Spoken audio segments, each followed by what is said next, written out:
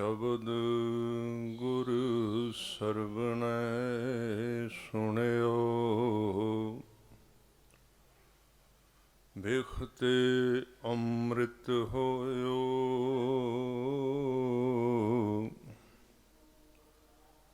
ਨਾਮ ਸਤਿਗੁਰ ਮੁਖ ਭਣਿਓ। ਲੋਹੋਂ ਹੋਇਓ ਲਾਲ। ਨਦਰ ਸਤਿਗੁਰ ਜਦ ਧਾਰੈ। ਪਾਹਣ ਮਾਣਕ ਕਰੈ। ਗਿਆਨ ਗੁਰ ਕਹਿਓ ਵਿਚਾਰੈ। ਕਾਠੋਂ ਸ੍ਰੀ ਖੰਡ ਸਤਿਗੁਰ ਕੀਓ। ਦੁਖ ਦਰਿਦਰ ਤਿਨ ਕੇ ਗਏ। ਸਤਿਗੁਰ ਚਰਨ ਜਿਨ ਪਰਸਿਆ। ਸੇ ਪਸ਼ ਪਰੇਤ ਸੁਰ ਨਰ ਭਏ। ਬਲਿਹਾਰੀ ਗੁਰ ਆਪਣੇ। ਦਿਉਹਾੜੀ ਸਦਵਾਰ। ਜਿਨ ਮਾਨਸ ਤੇ ਦੇਵਤੇ ਕੀਏ। ਕਰਤ ਨਾ ਲਾਗੀ ਵਾਰ। ਗੁਰ ਕਾ ਦਰਸ਼ਨ ਦੇਖ ਦੇਖ ਜੀਵਾਂ। ਗੁਰ ਕੇ ਚਰਨ ਧੋਏ ਧੋਏ ਪੀਵਾਂ। ਸੋ ਕਹੁ ਟਲ ਗੁਰ ਸੇਵੀਐ। ਅਹਨਿਸ ਸਹਿਜ ਸੁਭਾਏ। ਦਰਸ਼ਨ ਪਰਸੈ ਗੁਰੂ ਕੈ। ਜਨਮ ਮਰਨ ਦੁਖ ਜਾਏ। ਸਤਿਨਾਮ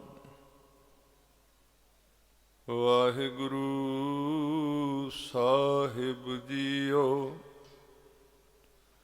ਸ਼ਲੋਕ ਮਹੱਲਾ ਦੂਜਾ। ਕਿਸਹੀ ਕੋਈ ਕੋਇ। ਮੰਝ ਨਿਮਾਣੀ ਇਕ ਤੂੰ। ਕਿਉ ਨਾ ਮਰੀਜੈ ਰੋਏ। ਜਾਂ ਲਗ ਚਿਤ ਨਾ ਆਵਹੀ। ਕਿਸਹੀ ਕੋਈ ਕੋਇ। ਮੰਝ ਨਿਮਾਣੀ ਇਕ ਤੂੰ। ਕਿਉ ਨਾ ਮਰੀਜੈ ਰੋਏ। ਜਾਂ ਲਗ ਚਿਤ ਨਾ ਆਵਹੀ। ਮਹੱਲਾ ਦੂਜਾ। ਜਾਂ ਸੁਖ ਤਾਂ ਸਹੁ ਰਾਵਿਓ। ਦੁਖ ਵੀ ਸੰਭਾਲਿਓ ਏ। ਨਾਨਕ ਕਹੈ ਸਿਆਣੀਏ। ਇਉ ਕੰਤ ਮਿਲਾਵਾ ਹੋਏ। ਜਾਂ ਸੁਖ ਤਾਂ ਸਹੁਰਾਵਿਓ। ਦੁਖ ਵੀ ਸੰਭਾਲਿਓ ਏ। ਨਾਨਕ ਕਹੈ ਸਿਆਣੀਏ। ਇਉ ਕੰਤ ਮਿਲਾਵਾ ਹੋਏ। ਪੌੜੀ ਹਉ ਕਿਆ ਸਲਾਹੀ ਕਿਰਮ ਜੰਤ, ਵੱਡੀ ਤੇਰੀ ਵਡਿਆਈ। ਤੂੰ ਅਗੰਮ ਦਇਆਲ, ਤੂੰ ਅਗਮ ਦਇਆਲ ਅਗੰਮ ਹੈ। ਆਪ ਲਹਿ ਮਿਲਾਈ, ਮੈਂ ਤੁਝ ਬਿਨ ਬੇਲੀ ਕੋ ਨਹੀਂ। ਤੂੰ ਅੰਤ ਸਖਾਈ, ਜੋ ਤੇਰੀ ਸ਼ਰਨਾਗਤੀ ਤਿਨ ਲਹਿ ਛਡਾਈ।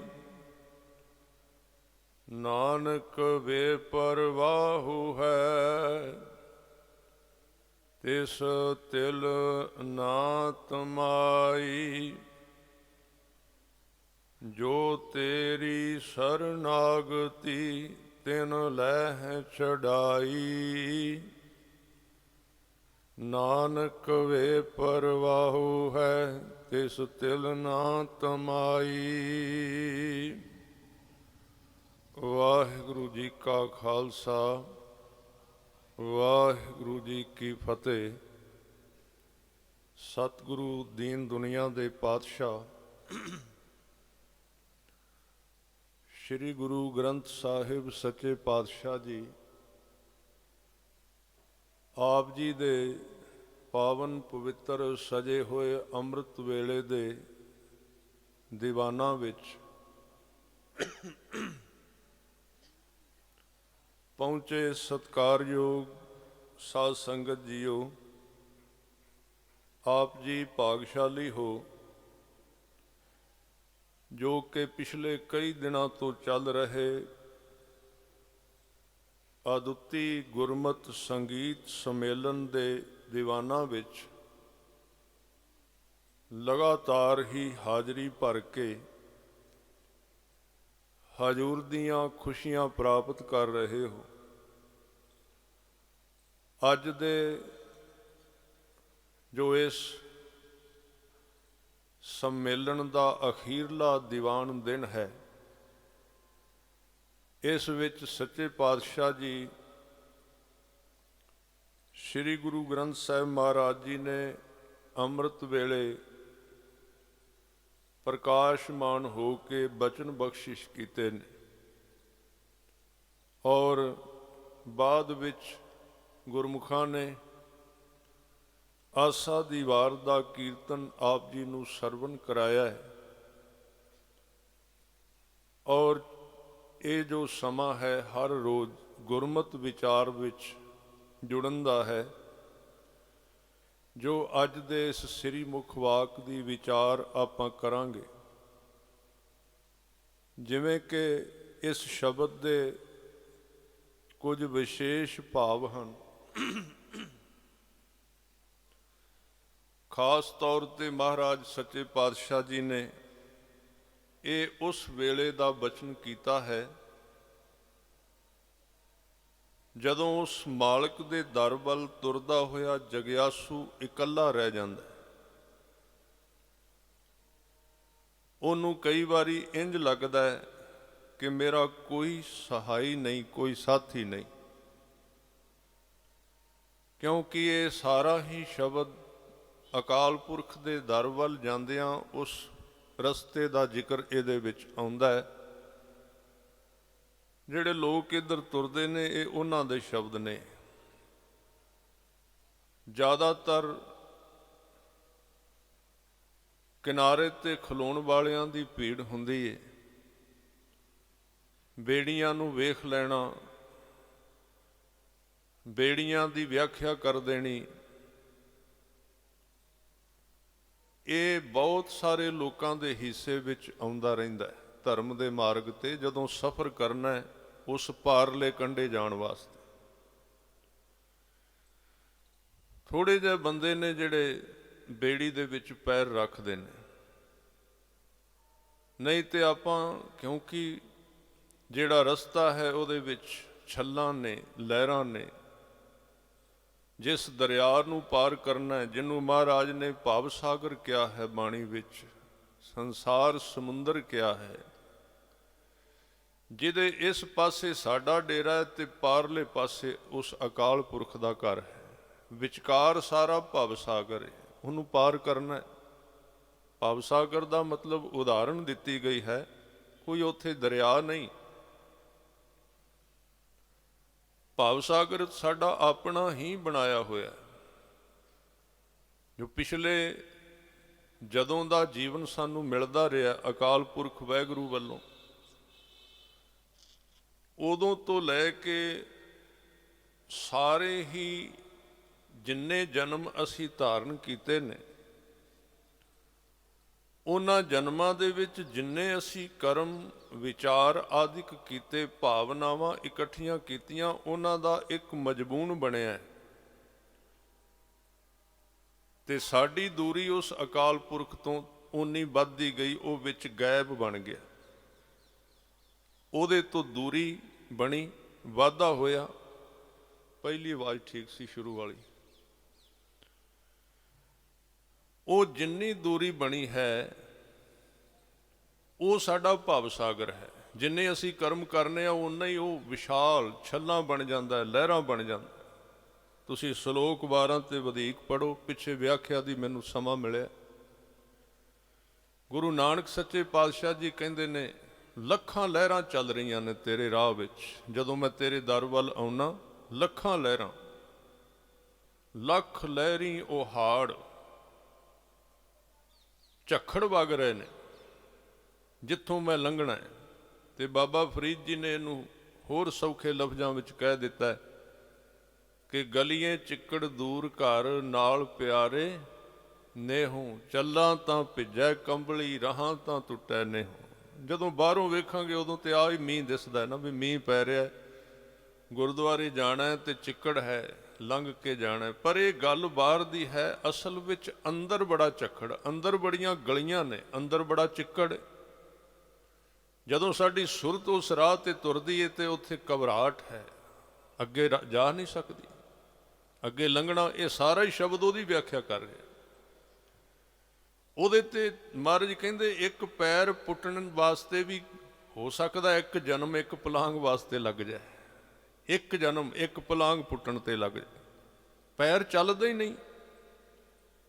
ਗੁਰੂ ਨਾਨਕ ਸਾਹਿਬ ਜੀ ਦਾ ਸ਼ਬਦ ਤੁਸੀਂ ਹਰ ਰੋਜ਼ ਪੜ੍ਹਦੇ ਹੋ, ਤਿਤ ਸਰਵਰੜੈ ਭਈਲੇ ਨਿਵਾਸਾ ਪਾਣੀ ਪਾਵਕ ਤਿਨ ਹੈ ਕੀਆ, ਪੰਕਜ ਮੋਹ ਪੱਗ ਨਹੀਂ ਚਾਲੈ। ਪੈਰ ਕਦਮ ਚੁੱਕੇ ਨਹੀਂ ਜਾਂਦਾ, ਕਾਹਦੇ ਕਰਕੇ? ਮਹਾਰਾਜ ਕਹਿੰਦੇ ਨੇ ਮੋਹ ਕਰਕੇ। ਪੰਕਜ ਚਿੱਕੜ ਹੈ ਮੋਹ ਦਾ, ਮੋਹ ਦੇ ਚਿੱਕੜ ਵਿੱਚ ਇੱਕ ਪੈਰ ਵੀ ਤੁਰਨਾ ਬੜਾ ਕਠਿਨ ਹੈ। ਕਠਿਨ ਤਾਂ ਹੈ, ਸੌਖਾ ਵੀ ਹੈ। ਨਾਲ ਨਾਲ ਆਪਾਂ ਵਿਸ਼ਾ ਲੈਣਾ ਗੁਰਮੁਖ ਕਿਹਨੂੰ ਕਹਿੰਦੇ ਨੇ, ਗੁਰਮੁਖ ਪ੍ਰਣਾਲੀ ਕੀ ਹੈ, ਗੁਰਮੁਖ ਦੀ ਪਦਵੀ ਕੀ ਹੈ ਗੁਰਮਤਿ ਵਿੱਚ। ਗੁਰਮੁਖ ਉਹ ਹੈ ਜੋ ਫੈਸਲਾ ਲੈਣ ਦੀ ਸ਼ਕਤੀ ਰੱਖਦਾ ਹੈ। ਪੈਰ ਚੁੱਕਣਾ ਔਖਾ ਨਹੀਂ ਉਹਦੇ ਮਾਰਗ ਤੇ, ਔਖਾ ਤਾਂ ਹੈ ਸਾਡਾ ਮਨ ਫੈਸਲਾ ਨਹੀਂ ਲੈਂਦਾ, ਇਰਾਦਾ ਨਹੀਂ ਕਰਦਾ ਵੀ ਮੈਂ ਅੱਗੇ ਤੁਰਨਾ ਹੈ। ਤੇ ਜਿੰਨਾ ਚਿਰ ਇਰਾਦਾ ਨਹੀਂ ਕਰਦਾ ਉਹਨਾਂ ਚਿਰ ਕਈ ਜਨਮ ਲੰਘ ਜਾਂਦੇ ਨੇ, ਉੱਥੇ ਹੀ ਸੋਚ ਖੜੀ ਰਹਿੰਦੀ, ਵਿਚਾਰ ਅੜ ਜਾਂਦੀ, ਕਈ ਜਨਮ ਇੱਕੋ ਥਾਂ ਤੇ ਮਨੁੱਖ ਖੜਾ ਰਹਿੰਦਾ। ਫਿਰ ਜਦੋਂ ਕੋਈ ਸਾਡੇ ਕੋਲੋਂ ਬੜੀ ਕਾਹਲੀ ਨਾਲ ਗੁਜ਼ਰਦਾ, ਉਹਨੂੰ ਗੁਰਮੁਖ ਕਹਿੰਦੇ ਨੇ। ਉਹ ਬੜੀ ਤੇਜ਼ੀ ਨਾਲ ਜਾ ਰਿਹਾ, ਉਹਨੂੰ ਚਿੱਕੜ ਰੋਕਦਾ ਹੀ ਨਹੀਂ। ਨਦੀ ਤਰੰਦੜੀ ਮੈਂਡਾ ਖੋਜ ਨਾ ਖੁੰਬੈ, ਉਹ ਨਹੀਂ ਰੁਕਦੇ। ਉਹ ਜਦੋਂ ਸਾਡੇ ਕੋਲੋਂ ਤੇਜ਼ ਲੰਘਦੇ ਨਾ ਸਪੀਡ ਵਿੱਚ, ਬਾਬਾ ਸੁੱਚਾ ਸਿੰਘ ਜੀ ਵਰਗੇ, ਉਹਨਾਂ ਨੂੰ ਵੇਖ ਕੇ ਫਿਰ ਹਿੰਮਤ ਜੀ ਆਉਂਦੀ। ਤਿੰਨਾਂ ਦੇਖ ਮਨ ਚਾਉ ਉਠੰਦਾ, ਹਉ ਕਦ ਪਾਈ ਗੁਣ ਤਾਸਾ। ਮੈਂ ਵੀ ਤੁਰ ਸਕਣਾ, ਮੇਰੇ ਕੋਲੋਂ ਇੱਕ ਬੰਦਾ ਬੜੀ ਤੇਜ਼ੀ ਨਾਲ ਅੱਗੇ ਲੰਘ ਗਿਆ, ਉਹਨਾਂ ਦੇ ਨਾਲ ਤੁਰੇਗਾ, ਅੱਗੇ ਲੰਘੇਗਾ। ਬੜਾ ਔਖਾ ਰਸਤਾ ਹੈ। ਭਗਤ ਰਵਿਦਾਸ ਜੀ ਦਾ ਇੱਕ ਸ਼ਬਦ ਆਪ ਜੀ ਨਾਲ ਸਾਂਝਾ ਕਰਦੇ ਹਾਂ। ਘਟ ਅਬ ਘਟ ਡੂੰਗਰ ਘਣਾ ਇੱਕ ਨਿਰਗੁਣ ਬੈਲ ਹਮਾਰ, ਰਮਈਏ ਸਿਉ ਇੱਕ ਬੇਨਤੀ ਮੇਰੀ ਪੂੰਜੀ ਰਾਖ ਮੁਰਾਰ, ਕੋ ਬਣਜਾਰੋ ਰਾਮ ਕੋ ਮੇਰਾ ਟਾਂਡਾ ਲਾਦਿਆ ਜਾਏ ਰੇ। ਇਹ ਰਹਾਉ ਦੀ ਤੁਕ ਹੈ। ਉਹ ਕਹਿੰਦੇ ਨੇ ਘਟ ਅਵ ਘਟ ਡੂਗਰ ਕਣਾ, ਪਹਾੜ ਤੇ ਖਾਈਆਂ ਦਾ ਰਸਤਾ ਹੈ। ਜਿਵੇਂ ਕੋਈ ਹੇਮਕੁੰਡ ਸਾਹਿਬ ਜਾਏ, ਕਿੰਨਾ ਔਖਾ ਹੈ। ਇੱਕ ਪਾਸੇ ਬੜੀ ਡੂੰਘੀ ਖਾਈ, ਇੱਕ ਪਾਸੇ ਬੜੇ ਉੱਚੇ ਪਹਾੜ ਨੇ। ਕਹਿੰਦੇ ਤੇਰਾ ਰਾਹ ਇਸ ਤਰ੍ਹਾਂ ਦਾ ਹੈ, ਤੁਰਨਾ ਬੜਾ ਔਖਾ ਹੈ। ਇਸ ਕਰਕੇ ਬਹੁਤੇ ਤੇ ਰਿਸ਼ੀਕੇਸ਼ ਹੀ ਡੇਰਾ ਲਾ ਕੇ ਬੈਠੇ ਰਹਿੰਦੇ, ਲੰਗਰ ਮਿਲੀ ਜਾਂਦਾ, ਛਕੋ ਆਨੰਦ ਲਵੋ, ਅੱਗੇ ਰਾਹ ਔਖਾ ਹੈ। ਇਹ ਮੈਂ ਉਦਾਹਰਨ ਦੇ ਰਿਹਾ। ਆਹ ਸਾਰਾ ਉਹੀ ਹੈ, ਗੱਲਾਂ ਬਾਤਾਂ ਕਰਨੀਆਂ, ਸ਼ਰਧਾ ਨਾ ਟੁੱਟੇ, ਮੈਂ ਬਹੁਤੀ ਵਿਆਖਿਆ ਕਰਦਿਆਂ ਇਹ ਸਾਰਾ ਕੁਝ ਉਹੀ ਹੈ। ਅਸੀਂ ਬੈਠੇ ਹੋਏ ਹਾਂ। ਕੱਲ ਦਾ ਸਾਰਾ ਸ਼ਬਦ ਵੀ ਇਹ ਵਿਆਖਿਆ ਕਰ ਰਿਹਾ ਸੀ ਕਿ ਸੰਸਾਰੀ ਤੇ ਰੁਕੇ, ਇਹ ਧਾਰਮਿਕ ਬੰਦਾ ਵੀ ਰੁਕ ਗਿਆ ਧਾਰਮਿਕ ਕਰਮਾਂ ਦੇ ਵਿੱਚ, ਵੇਦਾਂ ਵਿੱਚ, ਪੁਰਾਣਾਂ ਵਿੱਚ, ਬਹਿਸ਼ਾਂ ਵਿੱਚ, ਗੱਲਾਂ ਵਿੱਚ। ਸਿਮਰਤ ਵੇਦ ਪੁਰਾਣ ਪੁਕਾਰਨ ਪੋਥੀਆਂ, ਨਾਮ ਬਿਨਾ ਸਭ ਕੂੜ ਗਾਲੀ ਹੋਚੀਆਂ। ਆਪਾਂ ਵੀ ਉੱਥੇ ਰੁਕ ਗਏ ਹਾਂ। ਕੋਈ ਜਨੇਊ ਤੇ ਰੁਕ ਗਿਆ, ਕੋਈ ਸੁਨਤ ਤੇ ਰੁਕ ਗਿਆ ਤੇ ਸਹਿਣ ਕਰ ਲੈਣਾ, ਕੋਈ ਪੰਜ ਕਕਾਰਾਂ ਤੇ ਰੁਕ ਗਿਆ, ਬਸ ਉੱਥੋਂ ਤੱਕ ਸੀਮਤ ਹੋ ਗਿਆ। ਕੋਈ ਗਿਆਨ ਤੇ ਰੁਕ ਗਿਆ, ਅਸੀਂ ਕਥਾ ਤੇ ਰੁਕ ਗਏ ਹਾਂ, ਕੋਈ ਕੀਰਤਨ ਦੀਆਂ ਮਾਤਰਾ ਤੇ ਰੁਕ ਗਿਆ। ਇਹ ਚੀਜ਼ਾਂ ਮਾੜੀਆਂ ਨਹੀਂ, ਮੈਂ ਇਹਦਾ ਖੰਡਨ ਨਹੀਂ ਕਰ ਰਿਹਾ, ਪਰ ਗੱਲ ਸਮਝਣੀ ਬੜੀ ਜ਼ਰੂਰੀ ਹੈ। ਮੈਂ ਸ਼ੁਰੂ ਵਿੱਚ ਵਿਸ਼ਾ ਕਿਹਾ ਸੀ, ਅਸੀਂ ਕੰਢੇ ਤੇ ਆ ਕੇ ਖਲੋ ਜਾਂਦੇ ਹਾਂ। ਗੁਰਮਤ ਦੀ ਬੇੜੀ ਅੱਗੇ ਹੈ, ਉਹਦੇ ਵਿੱਚ ਪੈਰ ਰੱਖਣਾ ਔਖਾ ਹੈ। ਬੇੜੀ ਵੇਖ ਕੇ ਵਾਪਸ ਆ ਜਾਂਦੇ ਹਾਂ। ਅੱਗੇ ਹੁਣ ਕਿਵੇਂ ਪੈਰ ਰੱਖਿਆ ਜਾਏ? ਕਿਸੇ ਪੈਰ ਰੱਖਦੇ ਨੂੰ ਜਦੋਂ ਵੇਖਿਆ ਉਦੋਂ ਹਿੰਮਤ ਹੋਏਗੀ। ਕੋਈ ਖਤਰੇ ਵਾਲਾ ਕੰਮ ਹੋਵੇ, ਬੰਦਾ ਇਕੱਲਾ ਹਿੰਮਤ ਨਹੀਂ ਕਰਦਾ। ਇਸ ਕਰਕੇ ਗੁਰੂ ਨਾਨਕ ਸਾਹਿਬ ਨੇ ਜਦੋਂ ਵੇਖਿਆ ਕਿ ਇਹ ਮਾਰਗ, ਧਰਮ ਦਾ ਮਾਰਗ ਜਿਹੜਾ ਹੈ, ਕੋਈ ਵਿਰਲਾ ਹੀ ਪੈਰ ਚੁੱਕਦਾ, ਹਿੰਮਤ ਨਹੀਂ ਪੈਂਦੀ, ਤਾਕਤ ਨਹੀਂ ਆਉਂਦੀ ਅੰਦਰ, ਪਾਵਰ ਨਹੀਂ ਆਉਂਦੀ, ਤੇ ਉਹਨਾਂ ਨੇ ਇੱਕ ਵਿਗਿਆਨ ਦਿੱਤਾ ਸਾਨੂੰ ਸਹਾਰਾ ਦੇਣ ਵਾਸਤੇ। ਵਿਗਿਆਨ ਸੀ, ਉਹਨੂੰ ਕਹਿੰਦੇ ਨੇ ਸੰਗਤ।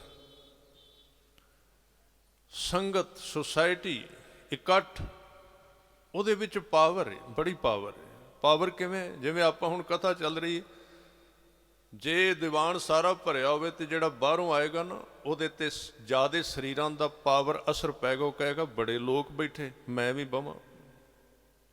ਪਿੱਛੇ ਫੋਨ ਕਰੇਗਾ, ਉੱਥੇ ਬੜੇ ਲੋਕ, ਬੜੀ ਸੰਗਤ, ਹੋਰ ਆਉਣਗੇ, ਹੋਰ ਆਉਣਗੇ, ਹੋਰ ਆਉਣਗੇ। ਪਾਵਰ ਹੈ ਸੰਗਤ ਵਿੱਚ। ਤੇ ਜੇ ਇੱਥੇ 2-3 ਬੈਠੇ ਹੋਏ, ਉਹਨਾਂ ਕਿਹਾ ਜੀ ਉੱਥੇ ਕੋਈ ਨਹੀਂ ਬੈਠਾ, ਪਾਵਰ ਖਤਮ ਹੋ ਗਈ। ਸੰਗਤ ਦੀ ਪਾਵਰ ਹੈ। ਤੁਸੀਂ ਕਦੀ ਵੇਖਣਾ ਸੰਗਤ ਦੀ, ਗੁਰੂ ਸਾਹਿਬ ਨੇ ਐਡਾ ਵੱਡਾ ਸੰਗਤ ਦਾ ਵਿਗਿਆਨ ਵਰਤਿਆ। ਜਿਹੜੇ ਪਿੰਡ, ਜਿਹੜੇ ਘਰ ਗਏ, ਜਿਹੜੇ ਦੇਸ਼ ਗਏ, ਉੱਥੇ ਜਦੋਂ ਉਹਨਾਂ ਨੇ 2 ਦਿਨ ਰਹੇ ਤੇ ਉਪਦੇਸ਼ ਮੰਗਿਆ ਵੀ ਤੁਰਨ ਲੱਗੇ ਹੋ ਕੋਈ ਬਚਨ ਦਿਓ, ਤੇ ਮਹਾਰਾਜ ਨੇ ਕਿਹਾ ਦੋਵੇਂ ਟਾਈਮ ਸੰਗਤ ਕਰਨੀ। ਇਹਦਾ ਕੀ ਮਤਲਬ ਸੀ? ਕਿਉਂਕਿ ਸੰਗਤ ਤੁਹਾਨੂੰ ਪਾਵਰ ਦੇਗੀ। ਅੱਜ ਮੈਂ ਆਇਆ, ਮੈਂ ਅੱਗੇ ਵੀ ਜਾਣਾ। ਬਾਣੀ ਮੈਂ ਤੁਹਾਨੂੰ ਦੇ ਦਿੱਤੀ ਏ, ਪਰ ਬਾਣੀ ਇਕੱਲੇ ਨੂੰ, ਕਿਸੇ ਵਿਰਲੇ ਬੰਦੇ ਨੂੰ ਸਹਾਰਾ ਦਿੰਦੀ ਹੈ। ਉਹ ਪਾਵਰਫੁਲ ਵਿਅਕਤੀ ਹੁੰਦਾ ਜੋ ਇਕੱਲਾ ਵੀ ਬਾਣੀ ਤੋਂ ਸਹਾਰਾ ਲੈ ਸਕਦਾ ਹੈ। ਜ਼ਿਆਦੇ ਲੋਕ ਨਹੀਂ ਲੈ ਸਕਦੇ। ਉਹਨਾਂ ਨੂੰ ਨਾਲ ਇੱਕ ਸਿੱਖ, 2 ਸਾਧ ਸੰਗ, 5 ਪਰਮੇਸ਼ਰ। ਉਸ ਇਕੱਠ ਵਿੱਚ ਰਹੋ, ਸੰਗਤ। ਬਸ ਇਹੀ ਕਾਰਨ ਨੇ। ਧਰਮ ਦੁਨੀਆ ਦੇ ਵਿੱਚ ਘੱਟ ਨਹੀਂ ਅੱਜ ਵੀ। ਝੂਠ ਕੋਈ ਜ਼ਿਆਦਾ ਨਹੀਂ, ਪਰ ਝੂਠ ਦਾ ਇਕੱਠ ਹੈ, ਝੂਠ ਦੀ ਯੂਨੀਅਨ ਹੈ। ਹਰ ਇੱਕ ਚੀਜ਼ ਦੀ ਯੂਨੀਅਨ, ਇਕੱਠ ਹੈ, ਉਹਦੇ ਨਿਯਮ ਨੇ। ਸਿਰਫ ਧਰਮ ਦੀ ਯੂਨੀਅਨ ਨਹੀਂ ਹੈ, ਇਕੱਠ ਨਹੀਂ ਹੈ। ਤੇ ਜਦੋਂ ਇਹ ਦੀਵਾਨ ਹੁੰਦੇ ਨੇ, ਮੈਨੂੰ ਉਸ ਮਹਾਂਪੁਰਸ਼ ਦੀ ਵਾਰ-ਵਾਰ ਯਾਦ ਆਉਂਦੀ ਹੈ। ਬਾਬਾ ਸੁੱਚਾ ਸਿੰਘ ਜੀ ਦਾ ਵਿਗਿਆਨਿਕ ਮਾਈਂਡ ਤੇ ਸੰਤ ਦਾ ਮਾਈਂਡ ਇਕੱਠਾ ਸੀ। ਉਹਨਾਂ ਨੇ ਇੱਕ ਵਾਰੀ ਇੱਕ ਯਤਨ ਕੀਤਾ ਸੀ ਕਿ ਧਰਮ ਦੀ ਯੂਨੀਅਨ, ਧਰਮ ਦੀ ਸੁਸਾਇਟੀ, ਧਰਮ ਦੀ ਪਾਵਰ ਪੈਦਾ ਕੀਤੀ ਜਾਏ। ਸਿੱਖ ਕੌਮ ਜਿਹੜੀ ਢਿੱਲੀ ਜੀ ਫਿਰਦੀ ਹੈ, ਢਿੱਲੇ ਬੰਦੇ ਨੂੰ ਤੇ ਪ੍ਰਵਾਨ ਨਹੀਂ ਸਨ ਕਰਦੇ। ਜੇ ਕੋਈ ਤੁਰਦਾ ਵੀ ਆਉਂਦਾ ਨਾ, ਥੋੜਾ ਜਿਹਾ ਮੋਢੇ ਜਿਹਾ ਸਿੱਟ ਕੇ ਉਹਨੂੰ ਕਹਿੰਦੇ ਤੁਰਦਾ ਕਿਵੇਂ? ਸਿੱਧਾ ਹੋ ਕੇ ਤੁਰ। ਜੇ ਕੋਈ ਢਿੱਲਾ ਜਿਹਾ ਇਸ ਤਰ੍ਹਾਂ ਗੋਲ ਜਿਹਾ ਹੋ ਕੇ ਬੈਠਾ, ਉਹਨੂੰ ਕਹਿੰਦੇ ਬੈਠਾ ਕਿਵੇਂ? ਸਿੱਧਾ ਹੋ ਕੇ ਬਹੋ, ਤਕੜਾ ਹੋ ਕੇ ਬਹੋ। ਜੇ ਕੋਈ ਬੋਲਦਾ ਢਿੱਲਾ ਸੀ ਤੇ ਉਹਨੂੰ ਕਹਿੰਦੇ ਨੇ ਚੰਗੀ ਤਰ੍ਹਾਂ ਖੱਬ ਕੇ ਬੋਲ। ਇਹ ਉਹ ਸੰਤ ਸਿਪਾਹੀ ਅੰਦਰ ਪਾਵਰ ਸੀ। ਜਦੋਂ ਉਹਨਾਂ ਦਾ ਸਰੀਰ ਢਿੱਲਾ ਹੋ ਗਿਆ, ਤੇ ਉਹ ਇੱਕ ਦੀਵਾਨ ਤੇ ਗਏ। ਉੱਥੇ ਦੀਵਾਨ ਸਜਿਆ ਹੋਇਆ ਸੀ। ਇੱਕ ਮਹਾਂਪੁਰਸ਼ ਨੇ, ਉਹਨਾਂ ਨੇ ਮੈਨੂੰ ਇਹ ਗੱਲ ਸੁਣਾਈ। ਉਹ ਮਿਲੇ, ਦੀਵਾਨ ਸਜਿਆ ਸੀ, ਬਾਬਾ ਜੀ ਗਏ, ਦੀਵਾਨ ਵਿੱਚ ਬੈਠ ਗਏ ਤੇ ਉਹਨਾਂ ਮਹਾਂਪੁਰਸ਼ਾਂ ਨੇ ਬਾਬਾ ਜੀ ਨੂੰ ਪੁੱਛਿਆ ਵੀ ਤੁਹਾਡੀ ਸਿਹਤ ਕਿਵੇਂ ਹੈ, ਢਿੱਲੀ ਲੱਗਦੀ ਹੈ। ਇੱਕ ਬਚਨ ਕੀਤਾ ਉਹਨਾਂ ਨੇ ਜਿਹਦੇ ਵਿੱਚ ਬੜੀ ਸ਼ਕਤੀ ਹੈ। ਜਦੋਂ ਉਹਨਾਂ ਨੇ ਪੁੱਛਿਆ ਬਾਬਾ ਸੁੱਚਾ ਸਿੰਘ ਜੀ ਨੂੰ ਤੁਹਾਡੀ ਸਿਹਤ ਦਾ ਕੀ ਹਾਲ ਹੈ, ਢਿੱਲੀ ਲੱਗਦੀ ਹੈ, ਤੁਰਦੇ ਮਸਾਂ, ਤੇ ਹੱਸ ਕੇ ਕਹਿਣ ਲੱਗੇ ਗੱਡੀ ਪੁਰਾਣੀ ਹੋਵੇ ਤੇ ਡਰਾਈਵਰ ਤਕੜਾ ਹੋਵੇ ਤੇ ਲਈ ਫਿਰਦਾ ਹੈ।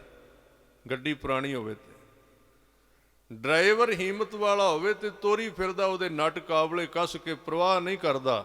ਤੇ ਗੱਡੀ ਹੋਵੇ ਨਵੀਂ ਤੇ ਡਰਾਈਵਰ ਹੋਵੇ ਕਮਜ਼ੋਰ, ਉਹਦੇ ਤੋਂ ਨਵੀਂ ਗੱਡੀ ਵੀ ਨਹੀਂ ਚੱਲਦੀ। ਬੜੀ ਵੱਡੀ ਪਾਵਰ ਦੀ ਗੱਲ ਹੈ, ਸ਼ਕਤੀ ਦੀ ਗੱਲ ਹੈ। ਕਿਉਂਕਿ ਸਾਡੀਆਂ ਗੱਡੀਆਂ ਨਵੀਆਂ ਵੀ ਨੇ, ਆਪਾਂ ਫਿਰ ਵੀ ਥੱਕੇ ਫਿਰਨੇ ਆ। ਗੱਡੀਆਂ ਨਵੀਆਂ ਨੇ, ਆਹ ਹੋ ਗਿਆ ਜੀ, ਉਹ ਹੋ ਗਿਆ।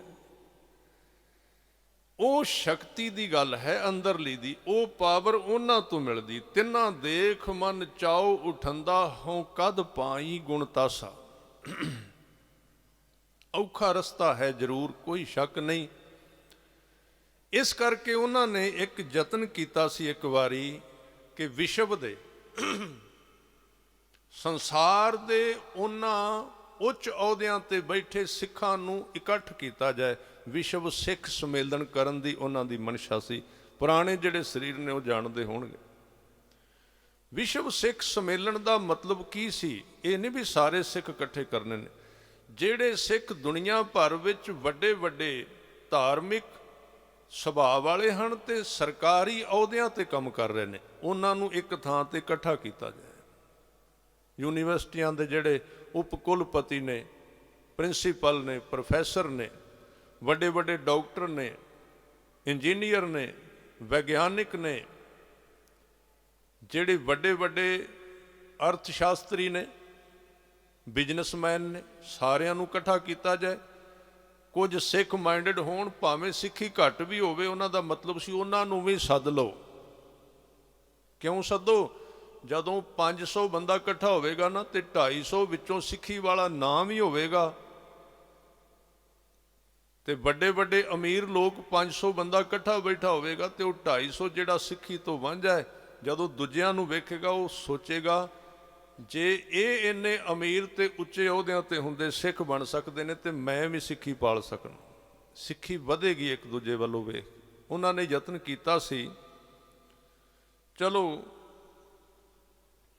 ਅੰਮ੍ਰਿਤ ਵੇਲੇ ਦਾ ਸਮਾਂ ਹੈ, ਉਹਦੇ ਵਿੱਚ ਮੈਂ ਨੈਗੇਟਿਵ ਗੱਲ ਨਾ ਕਹਾਂ ਵੀ ਸਾਡੀ ਕੌਮ ਦੇ ਜਿਹੜੇ ਠੇਕੇਦਾਰ ਨੇ ਉਹਨਾਂ ਨੂੰ ਕੌਮ ਦੀ ਚੜ੍ਹਦੀ ਕਲਾ ਚੰਗੀ ਨਹੀਂ ਲੱਗਦੀ। ਕਿਉਂਕਿ ਕੌਮ ਚੜ੍ਹਦੀ ਕਲਾ ਵਿੱਚ ਹੋ ਗਈ ਤੇ ਉਹਨਾਂ ਦੇ ਅਹੁਦਿਆਂ ਨੂੰ ਫਿਕਰ ਪੈ ਜਾਂਦਾ। ਉਹਨਾਂ ਨੇ ਇਹਦੇ ਤੇ ਰੋਕ ਲਾ ਦਿੱਤੀ ਵੀ ਨਹੀਂ ਕਰਨਾ।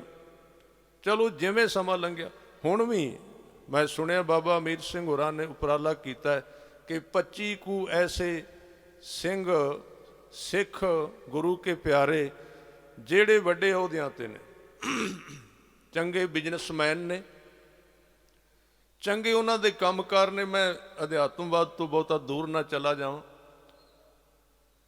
ਉਹਨਾਂ ਨੂੰ ਇਸ ਵਾਰੀ ਮੈਂ ਸੁਣਿਆ ਵੀ ਉਹਨਾਂ ਨੇ ਕੋਈ ਸਨਮਾਨਿਤ ਕਰਨਾ ਤਾਂ ਕਿ ਸਿੱਖੀ ਦੀ ਸੁਸਾਇਟੀ ਦੀ ਪਾਵਰ ਬਣ ਸਕੇ। ਇਹ ਉਹਨਾਂ ਦੀ ਸੋਚ ਸੀ। ਤਾਂ ਮੈਂ ਜਿਹੜੀ ਗੱਲ ਕਰ ਰਿਹਾ ਸੀ, ਇਸ ਮਾਰਗ ਦੇ ਉੱਤੇ ਕੋਈ ਇਕੱਲਾ ਨਹੀਂ ਜਾ ਸਕਦਾ। ਤੇ ਭਗਤ ਰਵਿਦਾਸ ਜੀ ਕਹਿੰਦੇ ਨੇ ਤੇਰਾ ਰਸਤਾ ਉੱਚਾ ਨੀਵਾਂ ਬੜਾ ਹੈ, ਅਕਾਲ ਪੁਰਖ ਮੈਂ ਤੁਰ ਪਿਆ, ਘਟ ਅਵਘਟ ਡੂਗਰ ਘਣਾ, ਰਾਹ ਤੇਰਾ ਬੜਾ ਉੱਚਾ ਨੀਵਾਂ ਹੈ। ਇੱਕ ਨਿਰਗੁਣ ਬੈਲ ਹਮਾਰ, ਤੇ ਜਿਹੜਾ ਬੈਲ ਜਿਹਦੇ ਉੱਤੇ ਮੈਂ ਸਮਾਨ ਚੁੱਕ ਕੇ ਤੇਰੇ ਘਰ ਵੱਲ ਆ ਰਿਹਾ, ਜਿਹਦੇ ਉੱਤੇ ਬੈਠ ਕੇ, ਉਹ ਬੈਲ ਜਿਹੜਾ ਨਾ ਬਲਦ, ਉਹ ਬੜਾ ਕਮਜ਼ੋਰ ਹੈ। ਉਹ ਬਲਦ ਕਿਹੜਾ? ਮੇਰਾ ਮਨ। ਨਿਰਗੁਣ ਦਾ ਮਤਲਬ ਕਮਜ਼ੋਰ ਬੜਾ, ਡੋਲਦਾ ਫਿਰਦਾ। ਨਿਰਗੁਣ ਬੈਲ ਹਮਾਰ, ਇਹ ਬੈਲ ਸ਼ਬਦ ਬੜਾ ਪਿਆਰਾ ਹੈ। ਇਹਨੂੰ ਥੋੜਾ ਜਿਹਾ ਸਮਝਣਾ ਚਾਹੀਦਾ ਹੈ। ਰਾਤ ਵੀ ਇੱਕ ਦੀਵਾਨ ਵਿੱਚ ਉਹਨਾਂ ਨੇ ਵਿਸ਼ਾ ਰੱਖਿਆ ਸੀ, ਭਾਈ ਗੁਰਦਾਸ ਜੀ ਨੂੰ ਸਮਰਪਿਤ ਸੀ। ਤੇ ਭਾਈ ਗੁਰਦਾਸ ਜੀ ਦੀਆਂ ਵਾਰਾਂ ਵਿੱਚ ਇੱਕ ਬਚਨ ਆਇਆ ਹੈ, ਥੰਮੈ ਕੋਏ ਨਾ ਸਾਧ ਬਿਨ ਸਾਧ ਨਾ ਦਿਸੈ ਜਗ ਵਿੱਚ ਕੋਆ, ਉਹਦੇ ਵਿੱਚ ਇੱਕ ਬਚਨ ਆਉਂਦਾ ਹੈ ਕਿ ਜਿਹੜਾ ਧੌਲ ਹੈ ਨਾ, ਧੌਲ ਉਹਦਾ ਇੱਕੋ ਪੈਰ ਰਹਿ ਗਿਆ, 3 ਟੁੱਟ ਗਏ ਨੇ।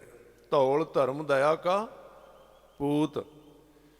ਇੱਥੇ ਭਗਤ ਰਵਿਦਾਸ ਜੀ ਕਹਿੰਦੇ ਇੱਕ ਨਿਰਗੁਣ ਬੈਲ ਹਮਾਰ, ਜਿਸ ਧਰਮ ਦੇ ਆਸਰੇ, ਜਿਸ ਮਨ ਦੇ ਆਸਰੇ ਮੈਂ ਤੇਰੇ ਦਰ ਵੱਲ ਆਉਣਾ ਹੈ, ਉਹ ਕਮਜ਼ੋਰ ਬੜਾ ਹੋ ਗਿਆ, ਉਹਦੇ ਪੈਰ ਟੁੱਟੇ ਪਏ ਨੇ, ਉਹ ਇੱਕੋ ਪੈਰ ਤੇ ਖੜਾ ਹੈ।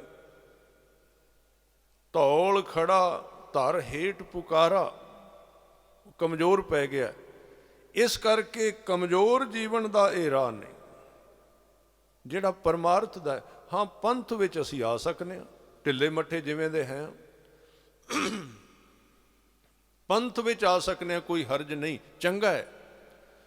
ਪਰ ਜਿਹੜੇ ਇਹ ਸ਼ਬਦ ਨੇ ਗੁਰੂ ਗ੍ਰੰਥ ਸਾਹਿਬ ਜੀ ਦੇ, ਇਹ ਉਸ ਦੁਨੀਆ ਦੇ ਨੇ ਜਿੱਥੇ ਸਿਰ ਦੇਣ ਵਾਲੇ ਲੋਕ ਪਹੁੰਚੇ ਨੇ। ਜਿਹੜੇ ਅੱਗੇ ਗਏ ਨੇ ਉਹ ਕਹਿੰਦੇ ਨੇ ਇਸ ਰਾਹ ਦੇ ਉੱਤੇ ਉੱਚਾ ਨੀਵਾਂ ਥਾਂ ਹੈ, ਇਹਦੇ ਤੇ ਤੁਰਨਾ ਗੁਰੂ ਦੀ ਕਿਰਪਾ ਤੋਂ ਬਿਨਾਂ ਤੇ ਗੁਰਮੁਖਾਂ ਦੀ ਸੰਗਤ ਤੋਂ ਬਿਨਾਂ ਬਹੁਤ ਹੀ ਔਖਾ ਹੈ, ਬਹੁਤ ਕਠਿਨ ਹੈ। ਕਿਉਂਕਿ ਜਿਉਂ-ਜਿਉਂ ਇਸ ਮਾਰਗ ਤੇ ਬੰਦਾ ਤੁਰਦਾ ਹੈ, ਉਹਨੂੰ ਬੇਸਹਾਰਾ ਹੋਣਾ ਪੈਂਦਾ ਹੈ, ਸਹਾਰੇ ਛੱਡਣੇ ਪੈਂਦੇ ਨੇ ਸਾਰੇ ਪਰਮਾਤਮਾ ਦੇ ਰਸਤੇ ਤੇ, ਗੁਰੂ ਦੇ ਮਾਰਗ ਤੇ। ਕਿਉਂਕਿ ਸਹਾਰਾ ਪਰਮਾਤਮਾ ਅਕਾਲ ਪੁਰਖ ਉਦੋਂ ਦਿੰਦਾ ਹੈ ਜਦੋਂ ਅਸੀਂ ਸਾਰੇ ਸਹਾਰੇ ਛੱਡ ਦਿੰਦੇ ਹਾਂ, ਉਹਦੇ ਤੋਂ ਪਹਿਲਾਂ ਸਹਾਰਾ ਨਹੀਂ ਦੇਗਾ। ਆ ਜਿਹੜੇ 12 ਵਾਰ ਗੁਰੂ ਅੰਗਦ ਦੇਵ ਪਾਤਸ਼ਾਹ ਜੀ ਨੇ ਗੁਰੂ ਅਮਰਦਾਸ ਜੀ ਨੂੰ ਬਖਸ਼ਿਸ਼ ਕੀਤੇ ਸਨ, ਉਹ ਇਹੀ ਸਨ। ਤੁਸੀਂ ਪੜ੍ਹਦੇ ਹੋ ਨਾ, ਜਦੋਂ ਖੁਸ਼ ਹੋਏ ਤੇ ਮਹਾਰਾਜ ਨੇ ਕਿਹਾ ਨਿਮਾਣਿਆਂ ਦਾ ਮਾਣ ਏ ਤੂੰ। ਜਦੋਂ ਉਸ ਬੀਬੀ ਨੇ ਕਿਹਾ ਸੀ ਇਹ ਨਿਥਾਵਾਂ ਹੈ, ਨਿਥਾਵਾਂ, ਇੱਥੋਂ ਗੱਲ ਸ਼ੁਰੂ ਹੋਈ ਸੀ। ਜਦੋਂ ਮਹਾਰਾਜ ਜੀ ਪਾਣੀ ਲੈ ਕੇ ਆ ਰਹੇ ਸਨ ਤੇ ਉਹ ਘੜਾ ਡਿੱਗ ਪਿਆ ਪਾਣੀ ਦਾ, ਆਪ ਜੀ ਡਿੱਗੇ ਜਲਾਏ ਦੀ ਖੱਡੀ ਦੇ ਬਾਹਰਲੇ ਪਾਸੇ, ਤੇ ਜਲਾਈ ਸੀ ਬੀਬੀ। ਉਹਦੇ ਘਰ ਵਾਲੇ ਨੇ ਪੁੱਛਿਆ ਬਾਹਰ ਖੜਾਕ ਆਇਆ ਕੌਣ ਹੈ, ਤੇ ਉਹਨੇ ਸੁਭਾਵਕ ਕਹਿ ਦਿੱਤਾ ਉਹ ਹੀ ਹੈ ਨਿਥਾਵਾਂ। ਅਮਰੂ ਕਿਹਾ ਗੁਰੂ ਅਮਰਦਾਸ ਪਾਤਸ਼ਾਹ ਜੀ ਨੂੰ, ਨਿਥਾਵਾਂ। ਇਹ ਗੱਲ ਜਦੋਂ ਗੁਰੂ ਅੰਗਦ ਦੇਵ ਜੀ ਨੂੰ ਪਤਾ ਲੱਗੀ, ਉਹਨਾਂ ਨੇ ਕਿਹਾ ਪੁਰਖਾ ਤੂੰ ਉਹਨਾਂ ਦਾ ਥਾਂ ਹੋਵੇਂਗਾ ਜਿਨ੍ਹਾਂ ਦਾ ਕੋਈ ਥਾਂ ਨਹੀਂ ਦੁਨੀਆ ਦੇ ਵਿੱਚ, ਤੂੰ ਉਹਨਾਂ ਨੂੰ ਥਾਂ ਦੇਂਗਾ। ਨਿਥਾਵਿਆਂ ਦਾ ਥਾਨ ਗੁਰੂ ਅਮਰਦਾਸ ਮਹਾਰਾਜ, ਨਿਮਾਣਿਆਂ ਦਾ ਮਾਣ, ਨਿਤਾਣਿਆਂ ਦਾ ਤਾਣ, ਨਿਉਟਿਆਂ ਦੀ ਓਟ, ਨਿਧਰਿਆਂ ਦੀ ਧਰ, ਨਿਪੱਤਿਆਂ ਦੀ ਪੱਤ, ਨਿਗਤਿਆਂ ਦੀ ਗਤ, ਨਿਆਸਰਿਆਂ ਦਾ ਆਸਰਾ। ਪਰ ਇਹਨਾਂ ਸ਼ਬਦਾਂ ਦੇ ਵਿੱਚ ਇਸ ਮਾਰਗ ਦਾ ਬੜਾ ਵੱਡਾ ਵਿਗਿਆਨ ਹੈ, ਪਰਮਾਤਮਾ ਦੇ ਮਾਰਗ ਦਾ। ਕਿਉਂਕਿ ਸਚਾਈ ਇਹ ਹੈ, ਉਹ ਮਾਣ ਦਿੰਦਾ ਹੀ ਉਹਨੂੰ ਹੈ ਜਿਹੜਾ ਮਨੁੱਖ ਦੁਨੀਆ ਦੇ ਮਾਣ ਤੋਂ ਪਾਸੇ ਹੋ ਜਾਂਦਾ। ਉਹ ਮਾਣ ਦੇਗਾ ਹੀ ਉਹਨੂੰ। ਪਹਿਲਾਂ ਇਹ ਬੜਾ ਜ਼ਰੂਰੀ ਹੈ ਮਾਣ ਦੁਨੀਆ ਦਾ ਖਤਮ ਹੋਵੇ। ਜਿੱਥੇ ਦੁਨੀਆ ਦਾ ਆਸਰਾ ਖਤਮ ਹੁੰਦਾ ਹੈ, ਉੱਥੇ ਅਕਾਲ ਪੁਰਖ ਦਾ ਆਸਰਾ ਸ਼ੁਰੂ ਹੁੰਦਾ ਹੈ। ਉਹਦੇ ਤੋਂ ਪਹਿਲਾਂ ਉਹ ਆਸਰਾ ਨਹੀਂ ਦੇਗਾ, ਇਹ ਉਹਦਾ ਨਿਯਮ ਹੈ। ਇਸ ਲਈ ਇਹ ਮਰਿਆਦਾ ਹੈ ਉਹਦੇ ਦਰ ਦੀ, ਕਿ ਜੇ ਉਹਦੇ ਦਰ ਤੇ ਤੁਰਨਾ ਹੈ, ਉਹਦੇ ਦਰ ਦੇ ਉੱਤੇ ਤੁਰਨ ਵਾਸਤੇ ਪਹਿਲੀ ਮਰਿਆਦਾ ਹੈ ਮਨੁੱਖ ਬੇਆਸਰਾ ਹੋਣਾ ਚਾਹੀਦਾ ਸੰਸਾਰ ਵੱਲੋਂ। ਉਹਦੇ ਸਾਰੇ ਆਸਰੇ ਖਤਮ ਹੋਣੇ ਚਾਹੀਦੇ ਨੇ। ਹੁਣ ਇਹਦੇ 2 ਰਸਤੇ ਨੇ, ਇੱਕ ਮਾਰਗ ਗਿਆਨ ਦਾ ਹੈ, ਦੂਜਾ ਮਾਰਗ ਦੁੱਖ ਦਾ ਹੈ। ਗਿਆਨ ਦੇ ਮਾਰਗ ਤੇ ਕੋਈ ਵਿਰਲਾ ਤੁਰਦਾ ਹੈ, ਦੁੱਖ ਦੇ ਮਾਰਗ ਦੇ ਰਾਹੀਂ ਹੀ ਇਹ ਸਥਿਤੀ ਪੈਦਾ ਹੁੰਦੀ ਹੈ ਕਿ ਮਨੁੱਖ ਸੰਸਾਰ ਦੇ ਆਸਰਿਆਂ ਤੋਂ ਉੱਚਾ ਉੱਠ ਜਾਂਦਾ ਹੈ। ਦੁੱਖ ਹੀ ਉਹਨੂੰ ਪਾਸੇ ਕਰਦਾ ਸੰਸਾਰ ਤੋਂ, ਨਹੀਂ ਤੇ ਸੰਸਾਰ ਦਾ ਆਸਰਾ, ਸੰਸਾਰ ਦਾ ਮੋਹ, ਸੰਸਾਰ ਦਾ ਮਾਣ ਟੁੱਟਦਾ ਹੀ ਨਹੀਂ। ਗਿਆਨ ਵੀ ਬਾਅਦ ਵਿੱਚ ਆਉਂਦਾ ਹੈ, ਦੁੱਖ ਗਿਆਨ ਨੂੰ ਪੈਦਾ ਕਰਦਾ ਹੈ, ਵੈਸੇ ਨਹੀਂ ਗਿਆਨ ਪੈਦਾ ਹੁੰਦਾ। ਦੁੱਖ ਹੀ ਗਿਆਨ ਦੀ ਉਪਜ ਪੈਦਾ ਕਰਦਾ ਹੈ। ਜਿਵੇਂ ਅਸੀਂ ਕਿਸੇ ਰਾਹ ਤੇ ਜਾ ਰਹੇ ਹਾਂ, ਸਾਨੂੰ ਇਹ ਗਿਆਨ ਕਦੋਂ ਪੈਦਾ ਹੋਵੇਗਾ ਵੀ ਇੱਥੇ ਕੰਡੇ ਨੇ? ਜਦੋਂ ਕੰਡਾ ਚੁੱਭੇਗਾ, ਦਰਦ ਹੋਵੇਗੀ, ਫਿਰ ਪਤਾ ਲੱਗੇਗਾ ਇੱਥੇ ਕੰਡੇ ਨੇ, ਵੈਸੇ ਨਹੀਂ ਲੱਗੇਗਾ। ਜੇ ਕੰਡਾ ਨਾ ਚੁੱਭੇ ਗਿਆਨ ਨਹੀਂ ਪੈਦਾ ਹੋਵੇਗਾ, ਜੇ ਦੁੱਖ ਨਾ ਪੈਦਾ ਹੋਵੇ ਗਿਆਨ ਨਹੀਂ ਪੈਦਾ ਹੋਵੇਗਾ ਸੰਸਾਰ ਬਾਰੇ। ਇਸ ਕਰਕੇ ਜਿਹੜੇ ਲੋਕ ਇਸ ਮਾਰਗ ਤੇ ਗਏ ਨੇ, ਗੁਰੂ ਨਾਨਕ ਸਾਹਿਬ ਨੇ ਇਹਦਾ ਵਿਗਿਆਨ ਕਹਿ ਦਿੱਤਾ ਹੈ। ਉਹ ਕਹਿੰਦੇ ਨੇ ਇਸ ਮਾਰਗ ਦਾ ਦਾਰੂ, ਇਹਦੀ ਦਵਾਈ ਦੁੱਖ ਹੈ। ਹਾਂ, ਉਹਦੇ ਵਾਸਤੇ ਕੋਈ ਬੰਦਾ ਤਿਆਰ ਹੋਵੇ ਤੇ ਫਿਰ ਉਹਨੂੰ ਪਰਮਾਤਮਾ ਦਿੰਦਾ, ਦੂਜੇ ਨੂੰ ਨਹੀਂ ਦਿੰਦਾ, ਦੂਸਰੇ ਨੂੰ ਨਹੀਂ ਦਿੰਦਾ। ਮੈਂ ਪਿੱਛੇ ਹੁਣੇ ਇੱਕ ਮੈਨੂੰ ਸਿੰਘ ਮਿਲਿਆ ਉੱਥੇ, ਬਹੁਤ ਆਪਣੇ ਮਨ ਦੇ ਵਿੱਚ ਸ਼ਾਇਦ ਦੁੱਖ ਸੀ, ਉਹਦੇ ਬੜਾ ਪੀੜਿਤ ਸੀ। ਉਹਨਾਂ ਨੇ ਕਿਹਾ ਵੀ ਮੈਨੂੰ ਸੰਸਾਰ ਨੇ ਬੜਾ ਧੋਖਾ ਦਿੱਤਾ ਹੈ, ਮੈਂ ਬੜਾ ਦੁਖੀ ਹਾਂ। ਦੂਸਰੇ ਪਾਸੇ ਉਹਨਾਂ ਨੇ ਕਿਹਾ ਕਿ ਮੈਨੂੰ ਕੋਈ ਮਹਾਂਪੁਰਸ਼ ਮਿਲੇ ਸਨ, ਉਹਨਾਂ ਨੇ ਕਿਹਾ ਤੈਨੂੰ ਜੋ ਕੁਝ ਸੰਸਾਰ ਦਾ ਚਾਹੀਦਾ ਉਹ ਮੰਗ ਲੈ, ਸਭ ਕੁਝ ਮਿਲ ਜਾਏਗਾ। ਕਹਿੰਦੇ ਮੈਂ ਜਵਾਬ ਦੇ ਦਿੱਤਾ, ਮੈਨੂੰ ਸੰਸਾਰ ਨਹੀਂ ਚਾਹੀਦਾ, ਮੈਨੂੰ ਨਿਰੰਕਾਰ ਚਾਹੀਦਾ, ਮੈਨੂੰ ਨਾਮ ਚਾਹੀਦਾ। ਹਿੰਮਤ ਵਾਲੇ ਬੰਦੇ ਹਨ ਥੋੜੇ ਜਿਹੇ। ਉਹਨਾਂ ਨੇ ਕਿਹਾ ਜੇ ਹੀਰੇ ਚਾਹੁੰਦਾ, ਜਵਾਹਰਾਤ ਚਾਹੁੰਦਾ, ਕਰੋੜਪਤੀ ਚਾਹੁੰਦਾ, ਅਰਬਪਤੀ, ਜੋ ਚਾਹੁੰਦਾ ਉਹ ਹੋ ਸਕਦਾ ਹੈ। ਪਰ ਉਹ ਹਿੰਮਤ ਵਾਲਾ ਬੰਦਾ ਸੀ, ਉਹਨੇ ਜਵਾਬ ਦੇ ਦਿੱਤਾ, ਕਹਿੰਦੇ ਮੈਨੂੰ ਨਾਮ ਚਾਹੀਦਾ ਹੈ। ਉਹ ਰੱਬ ਦੇ ਪਿਆਰੇ ਹੱਸ ਪਏ, ਕਹਿੰਦੇ ਵੱਡੀ ਚੀਜ਼ ਮੰਗ ਲਈ ਆ, ਪਲੇਟਫਾਰਮ ਵੱਡਾ ਬਣਾਉਣਾ ਪਏਗਾ। ਕੀ ਹੋਇਆ? ਉਸ ਬੰਦੇ ਤੋਂ ਝਟਕਾ ਲੱਗਾ ਜਿਹਦੇ ਉੱਤੇ ਉਹਦੀ ਸਾਰੀ ਆਸਥਾ ਸੀ, ਸੰਸਾਰ ਵਿੱਚ ਸਾਰਾ ਮੋਹ ਸੀ, ਉਹਦੇ ਤੋਂ ਖਿੱਚ ਕੇ ਝਟਕਾ ਲੱਗਾ। ਤੇ ਹੁਣ ਮੈਂ ਉੱਥੇ ਗਿਆ ਤੇ ਮੈਨੂੰ ਕਹਿੰਦੇ ਬੜਾ ਦੁਖੀ ਆ। ਮੈਂ ਕਿਹਾ ਤੂੰ ਆਪ ਹੀ ਤੇ ਮੰਗਿਆ ਸੀ, ਆਪ ਹੀ ਤੇ ਉਹਨਾਂ ਤੋਂ ਮੰਗ ਲਿਆ, ਮੈਨੂੰ ਨਾਮ ਚਾਹੀਦਾ। ਕਹਿੰਦੇ ਇਹ ਨਾਮ ਹੈ? ਮੈਂ ਕਿਹਾ ਨਾਮ ਦਾ ਪਲੇਟਫਾਰਮ ਹੀ ਹੈ, ਨਾਮ ਨੇ ਟਿਕਣਾ ਕਿੱਥੇ ਹੈ? ਬੜਾ ਦੁਖੀ ਸੀ, ਬੜਾ ਡਿਪਰੈਸ। ਪਰ ਮੈਂ ਉਹਨਾਂ ਨੂੰ ਇੱਕ ਉਦਾਹਰਨ ਦਿੱਤੀ, ਮੈਂ ਕਿਹਾ ਕਦੀ ਵੇਖੋ ਜੇ ਧਰੂ ਨੂੰ ਉਹਦੀ ਮਾਂ ਉਹਦੇ ਬਾਪ ਦੀ ਗੋਦ ਵਿੱਚੋਂ ਬਾਹੋਂ ਫੜ ਕੇ ਖਿੱਚ ਕੇ ਵਗਾਉਂਦੀ ਨਾ, ਤੇ ਧਰੂ ਨੇ ਇੱਕ ਆਮ ਰਾਜੇ ਰਹਿ ਕੇ ਚਲੇ ਜਾਣਾ ਸੀ। ਅਟਲ ਧਰੂ ਭਗਤ ਨਹੀਂ ਸੀ ਬਣ ਸਕਦਾ। ਉਸ ਦੁੱਖ ਨੇ ਉਹਨੂੰ ਭਗਤ ਬਣਾਉਣ ਦਾ ਰਸਤਾ ਦਿੱਤਾ। ਕਿੱਥੇ ਬਣਦਾ ਬੰਦਾ ਭਗਤ? ਕਿੱਥੇ ਕਰਦਾ? ਕੰਮ ਚੱਲਦਾ। ਇਸ ਕਰਕੇ ਜੇ ਧਾਰਮਿਕ ਬੰਦੇ ਦੇ ਜੀਵਨ ਵਿੱਚ ਸਮੱਸਿਆ ਆਉਂਦੀ ਹੈ ਤੇ ਸਮੱਸਿਆ ਉਹਨੇ ਮੰਗੀ ਹੈ, ਕਿਉਂਕਿ ਸਮੱਸਿਆ ਹੀ ਜੀਵਨ ਨੂੰ ਪਾਵਰ ਦਿੰਦੀ ਹੈ। ਅਸੀਂ ਇਸ ਵਿਗਿਆਨ ਨੂੰ ਸਮਝਦੇ ਨਹੀਂ। ਸਤਿਗੁਰੂ ਵਾਰ-ਵਾਰ ਕਹਿੰਦੇ ਨੇ, ਹਾਂ ਇਹ ਗੱਲ ਵੱਖਰੀ ਹੈ, ਅਰਦਾਸ ਸਿੱਖ ਕਰਦਾ ਹੈ ਵੀ ਕਸਵੱਟੀ ਓਨੀ ਕੁ ਲਾਈ ਜਿੰਨਾ ਕੁ ਤੂੰ ਸਹਾਰਾ ਦੇਣਾ, ਆਪਣੇ ਵੱਸ ਦੀ ਗੱਲ ਹੈ ਨਹੀਂ। ਭਾਈ ਮੰਝ ਜੀ ਨੇ ਇਹ ਮੰਗਿਆ ਸੀ ਨਾ ਸਾਡੇ ਵਾਸਤੇ, ਉਹ ਪਰਉਪਕਾਰੀ ਹੁੰਦੇ ਨੇ। ਇਹ ਮੰਗਿਆ ਸੀ ਉਹਨਾਂ ਨੇ ਕਿ ਸੱਚੇ ਪਾਤਸ਼ਾਹ ਗੁਰੂ ਅਰਜਨ ਦੇਵ ਜੀ ਨੇ ਜਦੋਂ ਖੂਹ ਵਿੱਚੋਂ ਕੱਢਿਆ ਤੇ ਕਿਹਾ ਮੰਝ ਜੋ ਚਾਹੀਦਾ ਹੀ ਮੰਗ ਲੈ। ਮੰਗਿਆ ਨਾ, ਫਿਰ ਧੱਕੇ ਨਾਲ ਕਿਹਾ ਕੁਝ ਮੰਗ। ਕਹਿੰਦੇ ਜੇ ਖੁਸ਼ ਹੋਏ ਹੋ ਤੇ ਇੱਕ ਕਿਰਪਾ ਕਰ ਦਿਆ ਜੇ, ਆਉਣ ਵਾਲੇ ਸਿੱਖਾਂ ਤੇ ਇੰਨੀਆਂ ਕਸਵੱਟੀਆਂ ਨਾ ਲਾਇਆ ਜੇ। ਜੇ ਕਸਵੱਟੀਆਂ ਲਾਉਣੀਆਂ ਨੇ ਤੇ ਇੱਕ ਪਾਸੇ ਇੱਕ ਹੱਥ ਨਾਲ ਕਸਵੱਟੀ ਲਾਇਆ ਜੇ ਤੇ ਦੂਜੇ ਹੱਥ ਨਾਲ ਸਹਾਰਾ ਦਿਆ ਜੇ, ਨਹੀਂ ਤੇ ਸਹਿਣੀ ਕੋਈ ਨਹੀਂ ਤੁਹਾਡੀ ਕਸਵੱਟੀ ਕਿਸੇ। ਦੁੱਖ ਬਹੁਤ ਵੱਡਾ ਹੈ। ਸਮੱਸਿਆ, ਰੁਕਾਵਟ ਜ਼ਿੰਦਗੀ ਨੂੰ ਉਚਾਈ ਤੇ ਲੈ ਕੇ ਜਾਂਦੀ। ਆਪਾਂ ਪੌੜੀਆਂ ਚੜ੍ਹ ਕੇ ਆਏ, ਪੌੜੀਆਂ ਕੀ ਨੇ? ਜਦੋਂ ਚੜ੍ਹਿਆ ਰੁਕਾਵਟ ਹੀ ਪਈ ਨਾ, ਕੋ ਲੱਤਾਂ ਨੂੰ ਜ਼ੋਰ ਲਾਉਣਾ ਪਿਆ ਨਾ, ਪਰ ਉਹ ਸਾਨੂੰ ਉੱਤੇ ਲੈ ਕੇ ਆਈਆਂ। ਇਸ ਕਰਕੇ ਜਿਹੜਾ ਇਹ ਮਾਰਗ ਅੱਜ ਮਹਾਰਾਜ ਕਹਿ ਰਹੇ ਨੇ ਕਿ ਇਸ ਮਾਰਗ ਦੇ ਉੱਤੇ ਜੇ ਦੁੱਖ ਹੈ ਤੇ ਸੁੱਖ ਹੈ, ਉਹਨੂੰ ਹੀ ਸੰਭਾਲਣਾ ਹੈ। ਸਾਰਾ ਬੇਸ ਦੋਵਾਂ ਸ਼ਲੋਕਾਂ ਦਾ ਜੋ ਗੁਰੂ ਅੰਗਦ ਦੇਵ ਪਾਤਸ਼ਾਹ ਜੀ ਦੇ ਨੇ ਔਰ ਪੌੜੀ ਗੁਰੂ ਅਮਰਦਾਸ ਜੀ ਦੀ ਸੋਹੀ ਕੀ ਵਾਰ, ਉਹਨਾਂ ਦਾ ਸੁਮੇਲ ਹੈ ਆਪਸ ਵਿੱਚ, ਬੜਾ ਡੂੰਘਾ ਜੋੜ। ਇਸ ਸਾਰੇ ਹੀ ਸ਼ਬਦ ਵਿੱਚ ਦੋਵਾਂ ਸ਼ਲੋਕਾਂ ਵਿੱਚ ਔਰ ਪੌੜੀ ਦੇ ਵਿੱਚ ਧਾਰਮਿਕ ਮਨੁੱਖ ਦੀ ਅੰਦਰ ਸੁੱਤੀ ਹੋਈ ਉਸ ਸ਼ਕਤੀ ਨੂੰ ਜਗਾਇਆ ਗਿਆ ਹੈ ਕਿ ਜੇ ਤੂੰ ਪਰਮਾਤਮਾ ਦਾ ਆਸਰਾ ਲੈਣਾ ਹੈ, ਉਹਦੇ ਲਈ ਤੂੰ ਤਿਆਰ ਹੋ ਕਿ ਤੇਰੇ ਸਾਰੇ ਸੰਸਾਰ ਦੇ ਆਸਰੇ ਟੁੱਟ ਜਾਣ, ਖਤਮ ਹੋ ਜਾਣ। ਹਿੰਮਤ ਪੈਦਾ ਹੀ ਤਾਂ ਹੋਵੇਗੀ, ਨਹੀਂ ਤੇ ਹਿੰਮਤ ਹੀ ਪੈਦਾ ਨਹੀਂ ਹੁੰਦੀ। ਬੱਚੇ ਨੂੰ ਤੁਸੀਂ ਸਾਰੀ ਉਮਰ ਆਪਣੀ ਗੋਦ ਵਿੱਚ ਬਿਠਾਈ ਰੱਖੋ, ਕਿਸੇ ਕੰਮ ਦਾ ਨਹੀਂ, ਅੱਗੇ ਤੁਰੇਗੇ ਨਹੀਂ। ਜਿੰਨੇ ਬੱਚੇ ਵਿਕਾਸ ਕੀਤੇ ਨੇ ਉਹ ਕੀਤੇ ਨੇ ਜਿਨ੍ਹਾਂ ਦੇ ਮਾਤਾ ਪਿਤਾ ਨੇ ਉਹਨਾਂ ਨੂੰ ਛੱਡ ਦਿੱਤਾ, ਜਾਓ ਜਿੱਧਰ ਮਰਜ਼ੀ ਜਾਓ, ਉਹਨਾਂ ਨੇ ਵਿਕਾਸ ਕੀਤਾ। ਜਿਨ੍ਹਾਂ ਨੇ ਬਹੁਤਾ ਸੰਭਾਲਿਆ ਉਹ ਵਿਕਾਸ ਨਹੀਂ ਕਰ ਸਕੇ। ਇੱਥੋਂ ਤੱਕ ਕਿ ਜਦੋਂ ਪੰਛੀ ਦਾ ਬੱਚਾ ਪਹਿਲੀ ਵਾਰੀ ਉੱਡਦਾ ਹੈ, ਜੇ ਸਾਰੀ ਉਮਰ ਆਲਣੇ ਤੇ ਬੈਠਾ ਰਹੇ ਕਦੀ ਨਹੀਂ ਉੱਡੇਗਾ, ਕਿਉਂਕਿ ਉਹਨੂੰ ਇਹੀ ਰਹਿੰਦਾ ਮੈਂ ਉੱਡਿਆ ਤੇ ਡਿੱਗ ਪੈਣਾ, ਮੈਂ ਉੱਡਿਆ ਤੇ ਡਿੱਗ ਪੈਣਾ। ਆ ਜਿੰਨੇ ਪੰਛੀ ਨੇ, ਜਦੋਂ ਉਹਨਾਂ ਦੇ ਬੱਚੇ ਆਂਡਿਆਂ ਦੇ ਵਿੱਚੋਂ ਨਿਕਲਦੇ ਨੇ ਆਲਣੇ ਵਿੱਚ, ਉਹ ਬੈਠੇ ਰਹਿੰਦੇ ਕਈ ਦਿਨ, ਉੱਡ ਨਹੀਂ ਸਕਦੇ। ਤੇ ਜਦੋਂ ਉਹਨਾਂ ਦੀ ਮਾਂ ਵੇਖ ਲੈਂਦੀ ਵੀ ਹੁਣ ਉੱਡਣ ਜੋਗਾ ਹੈ ਤੇ ਉਹ ਸਮਝਾਉਂਦੀ ਹੈ ਵੀ ਉੱਡ, ਨਹੀਂ ਉੱਡਦਾ ਕਿਉਂਕਿ ਹਿੰਮਤ ਹੀ ਨਹੀਂ ਪੈਂਦੀ, ਅਜੇ ਪਹਿਲੀ ਵਾਰ ਉੱਡਿਆ ਨਹੀਂ ਨਾ, ਹਿੰਮਤ ਨਹੀਂ ਪੈਗੀ। ਫਿਰ ਉਹਦੀ ਮਾਂ ਉਹਨੂੰ ਧੱਕਾ ਮਾਰਦੀ, ਉੱਤੋਂ ਧੱਕਾ ਮਾਰ ਕੇ ਡੇਗਦੀ ਆਲਣੇ ਵਿੱਚੋਂ।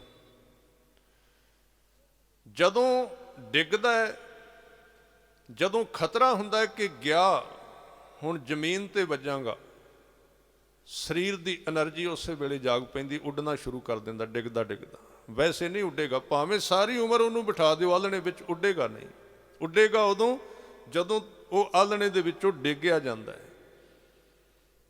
ਇਸੇ ਤਰ੍ਹਾਂ ਅਸੀਂ ਸੰਸਾਰ ਦੇ ਆਲਣੇ ਵਿੱਚ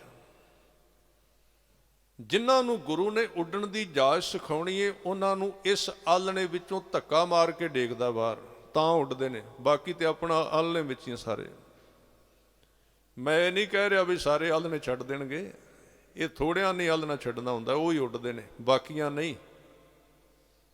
ਪਰ ਇਹ ਜਿਹੜੀ ਗੱਲ ਹੈ ਉਹ ਬਾਣੀ ਦੀ ਗੱਲ ਇਹ ਕਹਿ ਰਹੀ ਹੈ, ਬਾਣੀ ਇਹ ਕਹਿ ਰਹੀ ਹੈ ਕਿ ਬੰਦੇ ਦੀ ਜ਼ਿੰਦਗੀ ਵਿਕਾਸ ਨਹੀਂ ਕਰਦੀ ਜਿੰਨਾ ਚਿਰ ਨੂੰ ਸੰਸਾਰ ਤੋਂ ਠੋਕਰ ਨਹੀਂ ਲੱਗਦੀ, ਦੁੱਖ ਨਹੀਂ ਲੱਗਦਾ। ਇਹ ਬੜਾ ਜ਼ਰੂਰੀ ਹੈ। ਦੁੱਖ ਦੋ ਪ੍ਰਕਾਰ ਨਾਲ ਆਉਂਦਾ ਹੈ, ਇੱਕ ਬੰਦੇ ਦੇ ਪਾਪ ਕਰਕੇ ਦੁੱਖ ਆਉਂਦਾ ਹੈ, ਇੱਕ ਪਰਮਾਤਮਾ ਦੇ ਮਾਰਗ ਤੇ ਤੁਰਨ ਵਾਲੇ ਲੋਕਾਂ ਨੂੰ ਪਰਮਾਤਮਾ ਉਹਨਾਂ ਦੇ ਰਸਤੇ ਦੇ ਵਿੱਚ ਦੁੱਖ ਪੈਦਾ ਕਰਦਾ ਹੈ ਤਰੀਕੇ ਦੇ ਨਾਲ।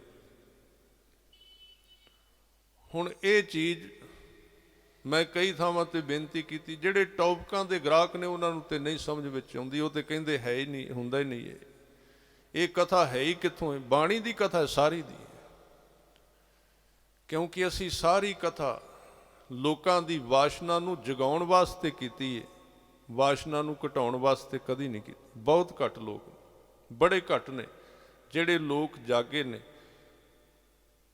ਜਿਹੜੇ ਇਸ ਤਰ੍ਹਾਂ ਦੇ ਬਾਬਾ ਸੁੱਚਾ ਸਿੰਘ ਜੀ ਵਰਗੇ ਉਹ ਸੱਚਾਈ ਦੀ ਗੱਲ ਕਰਦੇ ਰਹੇ ਵੀ ਸੱਚ ਕੀ ਹੈ।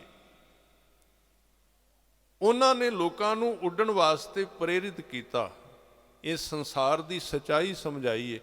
ਹਾਂ, ਇਸ ਮਾਰਗ ਤੇ ਮੈਂ ਬੇਨਤੀ ਕਰ ਰਿਹਾ ਸਾਂ, ਇਹ ਸੰਗਤ ਦੀ ਜਿਹੜੀ ਪਰੰਪਰਾ ਮਹਾਰਾਜ ਨੇ ਦਿੱਤੀ ਕਿ ਇਸ ਮਾਰਗ ਤੇ ਤੂੰ ਇਕੱਲਾ ਨਹੀਂ ਜਾ ਸਕੇਗਾ, ਤੈਨੂੰ ਸਹਾਰੇ ਦੀ ਲੋੜ ਹੈ, ਆਸਰੇ ਦੀ ਲੋੜ ਹੈ। ਜਦੋਂ ਤੂੰ ਉਸ ਆਸਰੇ ਵਿੱਚ ਤੁਰੇਗਾ, ਉਹਨਾਂ ਦੇ ਵਿੱਚੋਂ ਤੈਨੂੰ ਸਹਾਰਾ ਮਿਲੇਗਾ। ਉਹ ਹੈ ਨਹੀਂ ਇਸ ਤਰ੍ਹਾਂ ਦੇ ਸਾਧੂ ਦੀ ਨਿਸ਼ਾਨੀ ਇਹ ਦੱਸੀ ਬਾਣੀ ਦੇ ਵਿੱਚ। ਸਾਧੂ ਦੀ ਨਿਸ਼ਾਨੀ ਹੋਰ ਬਾਹਰ ਕੋਈ ਨਹੀਂ ਹੁੰਦੀ। ਬਾਹਰ ਬਚਨ ਲੱਗੇ ਹੋਏ ਨੇ ਬਾਬਾ ਜੀ ਦੇ, ਤੁਸੀਂ ਪੜ੍ਹ ਸਕਦੇ ਹੋ। ਚਲੋ ਖੰਡਨ ਨਹੀਂ ਕਿਸੇ ਦਾ, ਕੋਈ ਕੱਪੜੇ ਜਿਵੇਂ ਦੇ ਮਰਜ਼ੀ ਪਾਏ, ਜਿਵੇਂ ਦੇ ਮਰਜ਼ੀ ਨਾ ਪਾਏ, ਇਹਦੇ ਨਾਲ ਕੋਈ ਫਰਕ ਨਹੀਂ ਪੈਂਦਾ। ਪਰ ਉਹਨਾਂ ਦਾ ਇੱਕ ਬਚਨ ਲਿਖਿਆ ਹੋਣਾ, ਤੁਸੀਂ ਪੜ੍ਹਿਆ ਹੋਵੇਗਾ, ਕਢਾਈਆਂ ਵਾਲੇ ਚੋਲੇ ਨਹੀਂ ਪਾਉਣੇ।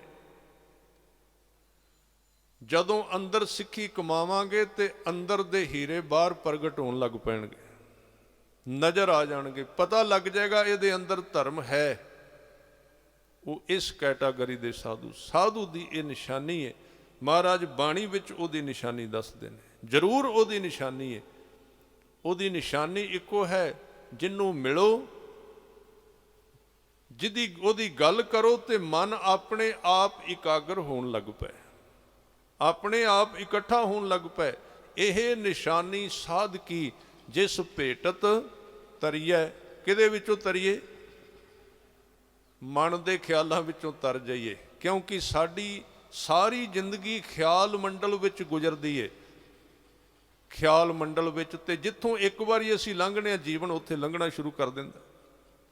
ਰੱਸੀ ਆਪਣਾ ਥਾਂ ਬਣਾ ਲੈਂਦੀ ਹੈ ਪੱਥਰ ਵਿੱਚ, ਉੱਥੇ ਚੱਲੀ ਜਾਂਦੀ, ਉੱਥੇ ਉਸੇ ਹੀ ਘਿਸਰੀ ਜਾਂਦੀ। ਬਿਲਕੁਲ ਖਿਆਲਾਂ ਵਿੱਚ, ਵਿਚਾਰਾਂ ਵਿੱਚ। ਇਸ ਕਰਕੇ ਬਾਬਾ ਜੀ ਕਿਆ ਕਰਦੇ ਸਨ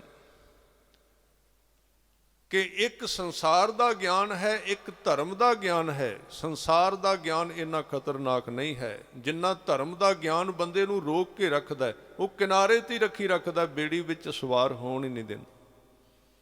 ਪਰ ਉਹ ਸਾਰੇ ਖਿਆਲਾਂ ਨੂੰ ਤੋੜਨ ਵਾਲੇ ਨੇ, ਅੱਗੇ ਲੈ ਕੇ ਜਾਣ ਵਾਲੇ ਨੇ। ਤਿਨਾਂ ਦੇਖ ਮਨ ਚਾਓ ਉਠੰਦਾ, ਹੋਂ ਕਦ ਪਾਈ ਗੁਣ ਤਾਸਾ। ਉਹਨਾਂ ਦੇ ਜੀਵਨ ਨਾਲ ਸੰਬੰਧਿਤ ਕੁਝ ਚੀਜ਼ਾਂ ਕਿਤੇ ਕਿਤੇ ਮਿਲਦੀਆਂ ਰਹਿੰਦੀਆਂ ਨੇ। ਵਿਦੇਸ਼ ਵਿੱਚ ਸਾਂ ਪਿਛਲੇ 15-20 ਦਿਨ ਤੋਂ, ਇੱਕ ਸਰੀਰ ਮਿਲਿਆ ਐਬਸਫੋਰਡ ਵਿੱਚ, ਤਾਂ ਉਹਨਾਂ ਨੇ ਇਹ ਦੱਸਿਆ ਵੀ ਸਾਡੇ ਕੋਲ ਜਦੋਂ ਆਏ ਸੀ ਅਸੀਂ ਉਹਨਾਂ ਦੇ ਨਾਲ ਰਹੇ ਹਾਂ ਬਾਬਾ ਜੀ 10-15 ਦਿਨ। ਤਾਂ ਉਹਨਾਂ ਨੇ ਇੱਕ ਗੱਲ ਸੁਣਾਈ ਜਿਹੜੀ ਬਾਣੀ ਦੀ ਵਿਆਖਿਆ। ਸਾਧੂ ਕੀ ਹੈ? ਸਾਧੂ ਕੋਈ, ਮੈਂ ਕੱਲ ਬੇਨਤੀ ਕੀਤੀ ਸੀ, ਸਾਧੂ ਅਧਿਆਪਕ ਨਹੀਂ ਹੈ, ਸਾਧੂ ਟੀਚਰ ਨਹੀਂ। ਟੀਚਿੰਗ ਇੱਕ ਧਰਮ ਦਾ ਛੋਟਾ ਜਿਹਾ ਅੰਗ ਸੀ, ਅਸੀਂ ਟੀਚਿੰਗ ਨੂੰ ਧਰਮ ਕਹਿ ਦਿੱਤਾ, ਬੜਾ ਵੱਡਾ ਨੁਕਸਾਨ ਕਰ ਲਿਆ। ਵਿਚਾਰ ਨੂੰ ਧਰਮ ਕਹਿ ਦਿੱਤਾ। ਵਿਚਾਰ ਉਹਦੀ ਸਿਰਫ ਇੱਕ ਸਟੈਪ ਹੈ ਥੱਲੇ ਵਾਲਾ, ਉਹਦੇ ਉੱਤੇ ਪੈਰ ਜ਼ਰੂਰ ਰੱਖਣਾ ਪਏਗਾ, ਵਿਚਾਰ ਦੀ ਲੋੜ ਜ਼ਰੂਰ ਪਏਗੀ, ਪਰ ਵਿਚਾਰ ਸੰਪੂਰਨ ਧਰਮ ਨਹੀਂ ਹੈ। ਉਸ ਸਰੀਰ ਨੇ ਜਿਹੜੀ ਗੱਲ ਕੀਤੀ, ਕਹਿੰਦੇ ਘਰ ਜਾਣਾ ਆਪਾਂ ਬਹਿ ਕੇ ਗੱਲਬਾਤ ਕਰਾਂਗੇ ਉੱਥੇ। ਕਹਿੰਦੇ ਸਾਡੇ ਕੋਲ ਇੱਥੇ ਰਹੇ ਸੀ। ਉਹਨਾਂ ਵਿੱਚ ਇੱਕ ਵਿਸ਼ੇਸ਼ਤਾ ਸੀ ਕਿ ਇੰਨੇ ਦਿਨ ਜਿਹੜੇ ਘਰ ਵਿੱਚ ਉਹ ਰਹਿੰਦੇ ਸਨ, ਮੈਂ ਉਹ ਘਰ ਦੇ ਗੇੜੇ ਕੱਢਦਾ ਰਿਹਾ, ਮੇਰੇ ਕੋਲ ਆਪਣੇ ਘਰ ਬੈਠੇ ਨਹੀਂ ਗਿਆ। ਉਹਨਾਂ ਦੇ ਕੋਲੋਂ ਆਉਣ ਨੂੰ ਚਿੱਤ ਨਹੀਂ ਸੀ ਕਰਦਾ, ਜੀ ਕਰਦਾ ਸੀ 24 ਘੰਟੇ ਕੋਲ ਰਵਾਂ। ਇਹ ਪਹਿਲੀ ਨਿਸ਼ਾਨੀ ਸਾਧੂ ਦੀ, ਜਿਹਦੇ ਵਿੱਚ ਖਿੱਚ ਹੈ, ਜਿਹੜਾ ਸਾਨੂੰ ਕਸ਼ਿਸ਼ ਪਾਉਂਦਾ, ਖਿੱਚ ਪਾਉਂਦਾ। ਕੋਈ ਉੱਥੇ ਭਾਵੇਂ ਵਿਚਾਰ ਨਾ ਹੋਵੇ, ਕੋਈ ਗਿਆਨ ਨਾ ਹੋਵੇ, ਕੋਈ ਅੱਖਰ ਨਾ ਹੋਣ। ਫਿਰ ਉਹਨੇ ਇੱਕ ਗੱਲ ਕਿ ਉਹ ਕਹਿੰਦਾ ਮੈਨੂੰ ਨਹੀਂ ਸੀ ਪਤਾ ਨਾਮ ਕੀ ਹੁੰਦਾ ਤੇ ਬਾਣੀ ਕੀ ਹੁੰਦੀ। ਆਪਣੇ ਮੂੰਹੋਂ ਕਈ ਗੱਲ ਉਹਨੇ ਬਿਲਕੁਲ 100%। ਉਹ ਕਹਿੰਦਾ ਵੀ ਜਦੋਂ ਉਹਨਾਂ ਦੇ ਕੋਲ ਜਾ ਕੇ ਬਹਿਦਾ ਸੀ, ਸਰੀਰ ਦੇ ਅੰਦਰ ਮਨ ਦੇ ਵਿੱਚ ਮੂਲ ਮੰਤਰ ਇਸ ਤਰ੍ਹਾਂ ਚੱਲਣ ਲੱਗ ਪੈਂਦਾ ਸੀ ਜਿਵੇਂ ਸਲਫ ਮਾਰਨਿਆਂ ਤੇ ਗੱਡੀ ਸਟਾਰਟ ਹੋ ਜਾਂਦੀ ਹੈ। ਜਪਿਆ ਨਹੀਂ ਪਹਿਲਾਂ ਉਹਨੇ। ਇਹ ਸਾਧੂ ਦੀ ਨਿਸ਼ਾਨੀ ਹੈ, ਕਿਉਂਕਿ ਉਹਦੇ ਅੰਦਰ ਇੰਨਾ ਸੰਘਣਾ ਹੋ ਗਿਆ ਨਾਮ, ਇੰਨਾ ਪ੍ਰਭਾਵ ਹੈ। ਤੇ ਸਾਧੂ ਦਾ ਕੰਮ ਵੀ ਸਿਮਰਨ ਹੈ, ਨਾਮ ਹੈ। ਠੀਕ ਹੈ, ਉਹਨਾਂ ਨੇ ਅਦੁੱਤੀ ਗੁਰਮਤਿ ਸੰਗੀਤ ਸੰਮੇਲਨ ਕਰਾਏ ਨੇ, ਪਰ ਉਹਨਾਂ ਨੇ ਨਾਮ ਸਿਮਰਨ ਅਭਿਆਸ ਵੀ ਕਰਾਏ ਨੇ। ਉਹ ਪਾਸਾ ਹੁਣ ਥੋੜ੍ਹਾ ਜਿਹਾ ਘੱਟ ਹੈ, ਇਹ ਜ਼ਰੂਰੀ ਹੈ, ਧਿਆਨ ਰੱਖਣਾ ਚਾਹੀਦਾ ਹੈ। ਮੂਲ ਕੰਮ ਉਹ ਹੈ। ਇਸ ਕਰਕੇ ਮਹਾਰਾਜ ਨੇ ਕੱਲ ਕਿਹਾ ਹੈ ਕਿ ਨਾਮ ਬਿਨਾ ਸਭ ਕੂੜ ਗਾਲੀ ਹੋਚੀਆਂ। ਹੋਰ ਗੱਲਾਂ ਵਿੱਚ ਹੀ ਨਾ ਕਿਤੇ ਫਸ ਕੇ ਰਹਿ ਜਾਣਾ। ਬਾਕੀ ਤੇ ਉਹਦੀ ਸਪੋਰਟ ਕਰਨ ਵਾਲੇ ਨੇ ਨਾਮ ਦੇ। ਕਿਤੇ ਨਾਮ ਤੇ ਹੈ ਹੀ ਨਹੀਂ, ਕਹਿੰਦੇ ਹੋਰ ਸਾਰਾ ਕੁਝ ਹੈ। ਬਰਾਤ ਤੇ ਸਾਰੀ ਹੈ, ਲਾੜਾ ਹੀ ਕੋਈ ਨਹੀਂ ਵਿੱਚ। ਬਰਾਤ ਸਾਰੀ ਚੜੀ ਹੋਈ, ਸੱਜ ਫੱਬ ਕੇ ਸਭ ਚੱਲਦਾ ਪਿਆ। ਢੋਲ ਵੱਜ ਰਹੇ ਨੇ, ਬੈਂਡ ਵੱਜ ਰਹੇ ਨੇ, ਕਈ ਪ੍ਰਕਾਰ ਦੇ ਪਦਾਰਥ ਬਣੇ ਨੇ, ਸਾਰਾ ਕੁਝ ਚੱਲਦਾ। ਕਹਿੰਦੇ ਵਾਹ ਵਾਹ ਵਾਹ ਵਾਹ ਹੋ ਗਈ। ਉਹਨਾਂ ਨੇ ਕਿਹਾ ਜੀ ਆਨੰਦ ਕਾਰਜ ਕਿਹਦੇ ਨਾਲ ਕਰਨਾ? ਕਹਿੰਦੇ ਉਹ ਤੇ ਆਇਆ ਹੀ ਨਹੀਂ। ਕਹਿੰਦੇ ਤੁਸੀਂ ਕੀ ਲੈਣ ਆਏ ਹੋ ਫਿਰ? ਇਸ ਤਰ੍ਹਾਂ ਗੁਰੂ ਗ੍ਰੰਥ ਸਾਹਿਬ ਨਾਮ ਨੂੰ ਕਹਿੰਦੇ ਲਾੜਾ ਹੈ। ਬੰਦਗੀ ਨੂੰ ਕਹਿੰਦੇ ਸਿੱਖ ਸਵੇਰੇ ਕੋਈ 10 ਮਿੰਟ ਲਾ ਕੇ ਆਇਆ ਤੇ ਤੂੰ ਸਿੱਖ ਹੈ। ਐਵੇਂ ਨਾ ਕਿਤੇ ਟੋਕਰਾ ਜਾਂ ਚੁੱਕ ਕੇ ਤੁਰੀ ਫਿਰੀ ਵੀ ਮੈਂ ਬੜਾ ਵੱਡਾ ਸਿੱਖ ਹਾਂ। ਨਾਮ ਤੋਂ ਬਿਨਾ ਤੂੰ ਸਿੱਖ ਨਹੀਂ ਹੈ, ਨਿਤਨੇਮ ਤੋਂ ਬਿਨਾ ਤੂੰ ਸਿੱਖ ਨਹੀਂ ਹੈ। ਇਸ ਕਰਕੇ ਇਹ ਜਿਹੜਾ ਵਿਸ਼ਾ ਮੈਂ ਤਾਂ ਵਿੱਚ ਲੈ ਰਿਹਾ ਸੀ ਕਿਉਂਕਿ ਨਾਲ ਨਾਲ ਗੁਰਮੁਖਾਂ ਨੇ ਕਿਹਾ ਵੀ ਕੋਈ ਵਿਸ਼ਾ ਲੈਣਾ ਇਹਦੇ ਵਿੱਚ 2 ਦਿਨ। ਤੇ ਗੁਰਮੁਖ ਕੌਣ ਹੁੰਦਾ ਹੈ? ਗੁਰਮੁਖ ਅਧਿਆਪਕ ਨਹੀਂ ਹੁੰਦਾ। ਗੁਰਮੁਖ ਚੁੱਪ ਕਰਕੇ ਬੋਲਦਾ ਹੈ। ਹਾਂ, ਉਹ ਬੋਲੇ ਤੇ ਉਹਦੀ ਮਰਜ਼ੀ ਹੈ, ਓਪਨਲੀ ਬੋਲ ਸਕਦਾ, ਉਹਦੀ ਮਰਜ਼ੀ ਹੈ, ਪਰ ਉਹ ਜ਼ਿਆਦਾਤਰ ਚੁੱਪ ਕਰਕੇ ਬੋਲਦਾ ਹੈ। ਤੇ ਚੁੱਪ ਕਰਕੇ ਬੋਲਣ ਦੀ ਜਾਚ ਦੱਸ ਦਿੰਦਾ ਹੈ। ਉਹਦੇ ਵਿੱਚ ਕੋਈ ਆਯੋਜਨ ਦੀ ਲੋੜ ਨਹੀਂ ਪੈਂਦੀ, ਕਿਸੇ ਚੀਜ਼ ਦੀ ਲੋੜ ਨਹੀਂ ਪੈਂਦੀ। ਇਸ ਕਰਕੇ ਇਸ ਮਾਰਗ ਦੀ ਵਿਆਖਿਆ ਗੁਰੂ ਅੰਗਦ ਦੇਵ ਪਾਤਸ਼ਾਹ ਜੀ ਦੂਸਰੇ ਪਾਤਸ਼ਾਹ, ਉਹਨਾਂ ਦੇ 2 ਸ਼ਲੋਕ ਹਨ ਔਰ 1 ਪੌੜੀ ਜਿਹੜੀ ਹੈ ਉਹ ਗੁਰੂ ਅਮਰਦਾਸ ਮਹਾਰਾਜ ਜੀ ਦੀ ਸੂਈ ਕੀ ਵਾਰ ਦੇ ਵਿੱਚ ਦਰਜ ਹੈ। ਔਰ ਜਿਹੜਾ ਵਿਸ਼ਾ ਆਪਾਂ ਲਿਆ ਹੈ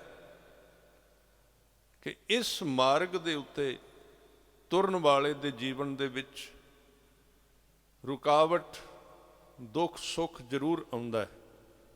ਔਰ ਉਹ ਦੂਸਰੇ ਸ਼ਲੋਕ ਵਿੱਚ ਕਿਹਾ ਹੈ, ਇਸ ਮਾਰਗ ਤੇ ਆਦਮੀ ਨੇ ਆਸਰਾ ਜ਼ਰੂਰ ਹੋਵੇਗਾ ਸੰਸਾਰ ਵੱਲੋਂ।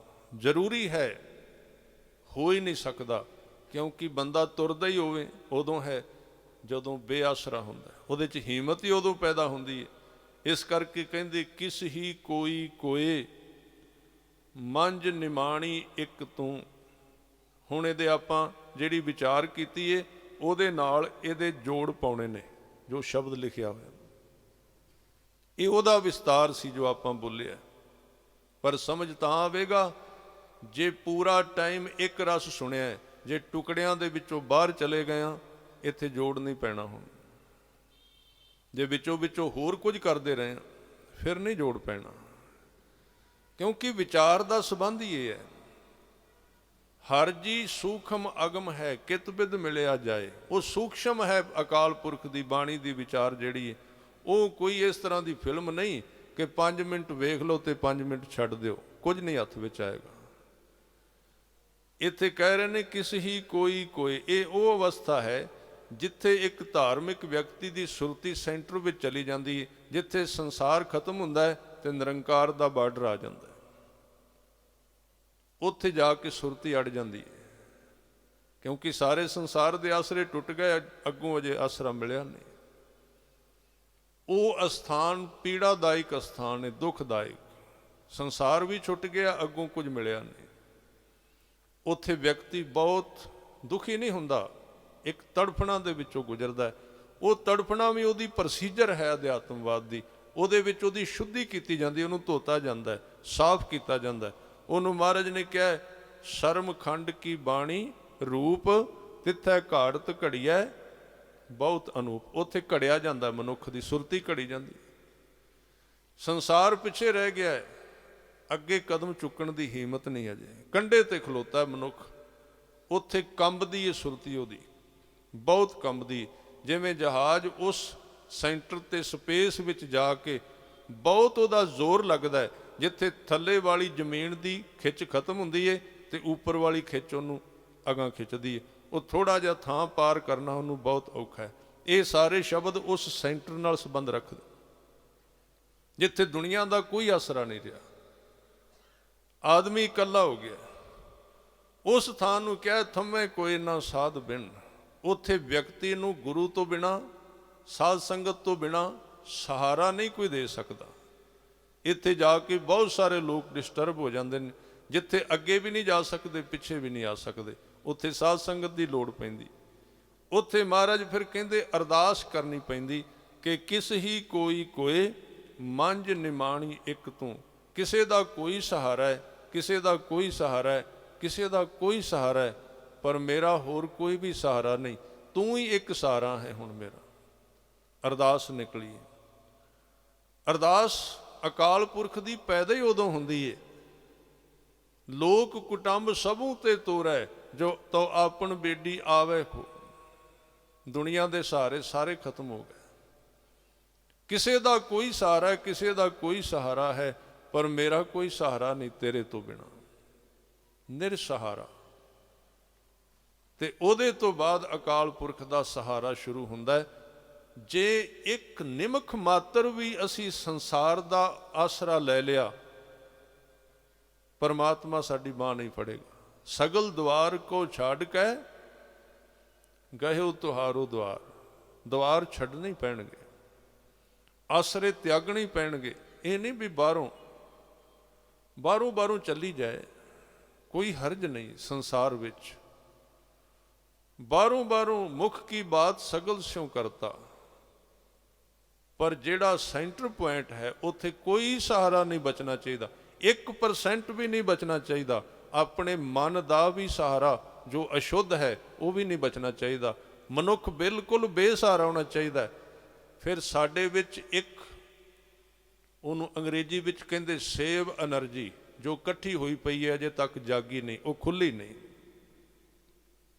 ਐਮਰਜੈਂਸੀ ਐਨਰਜੀ ਜਿਹੜੀ ਅੰਦਰ ਲੁਕੀ ਪਈ ਹੈ, ਉਸ ਨੂੰ ਸ਼ਬਦ ਦਾ ਪ੍ਰਗਟਾਵ ਕਿਹਾ ਗਿਆ।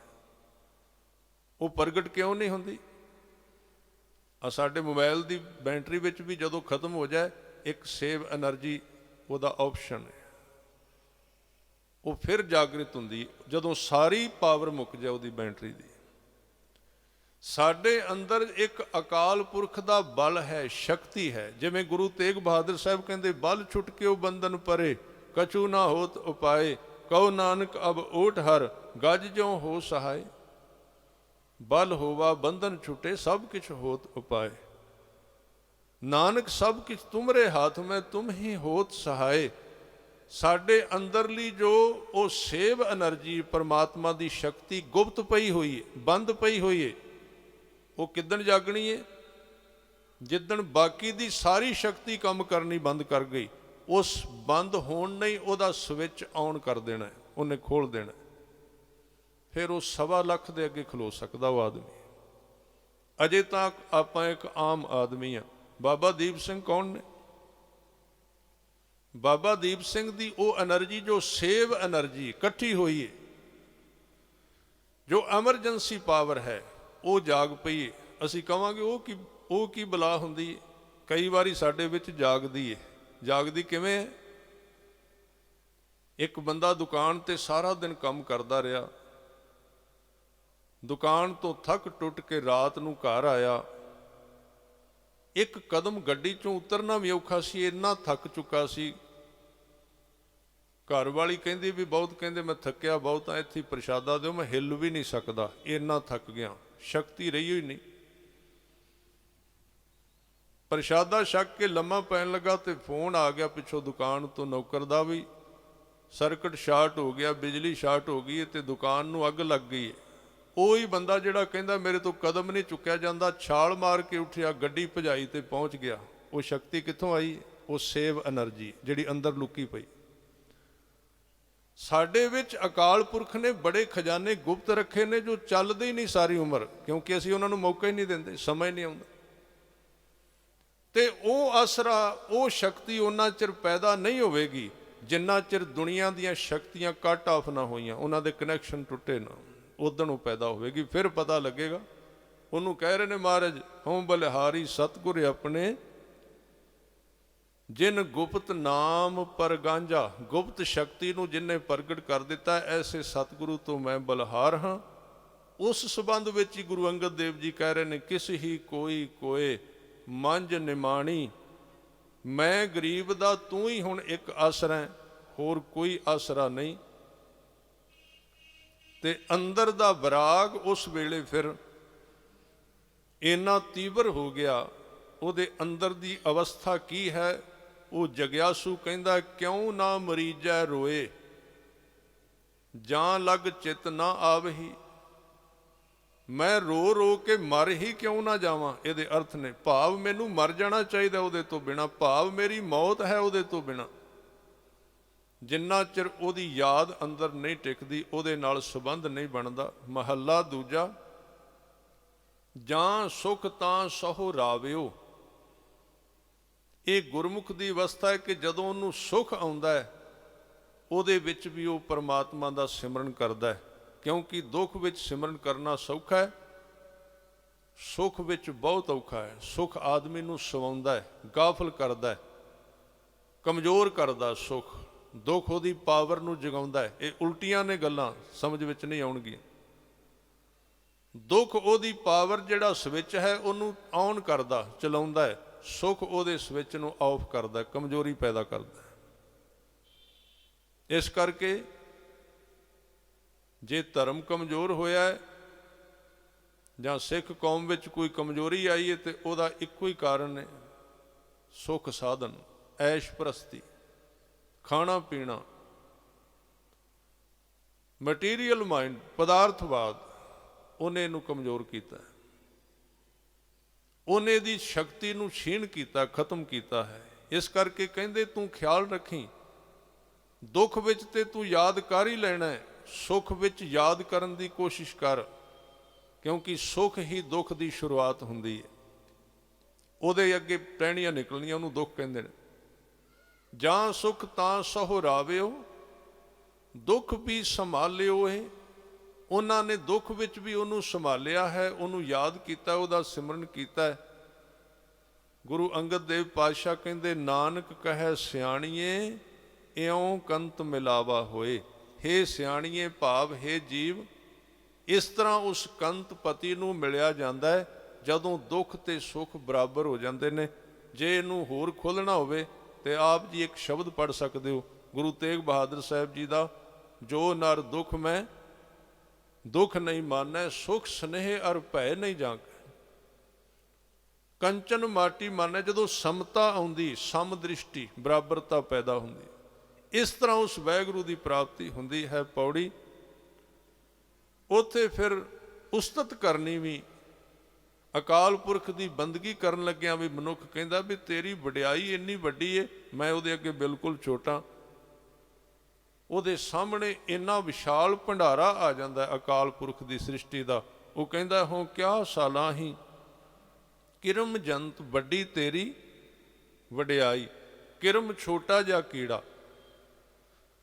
जदों तुरे सा उदों सोचते सा तेरी सारी व्याख्या कर लेनी, तेरी सारी वडियाई कर लेनी, पर हुण जदों तेरे भंडारे खुले ने, हुण पता ही नहीं लगता तेरा किहड़ा पासा फड़ीए ते किहड़ा छड्डीए। तू इन्ना बेअंत ते इन्ना वड्डा है, तेरी वडियाई नहीं हो सकती। फिर कहंदे तू अगम दयाल अगम है, आप लह मिलाई। हुण उस सेंटर ते जिथे गुरमुख खड़ा है, वो कहंदा तू अगम अपहुंच है, तेरे तक मैं नहीं पहुंच सकता, तेरे तक मैं नहीं आ सकता।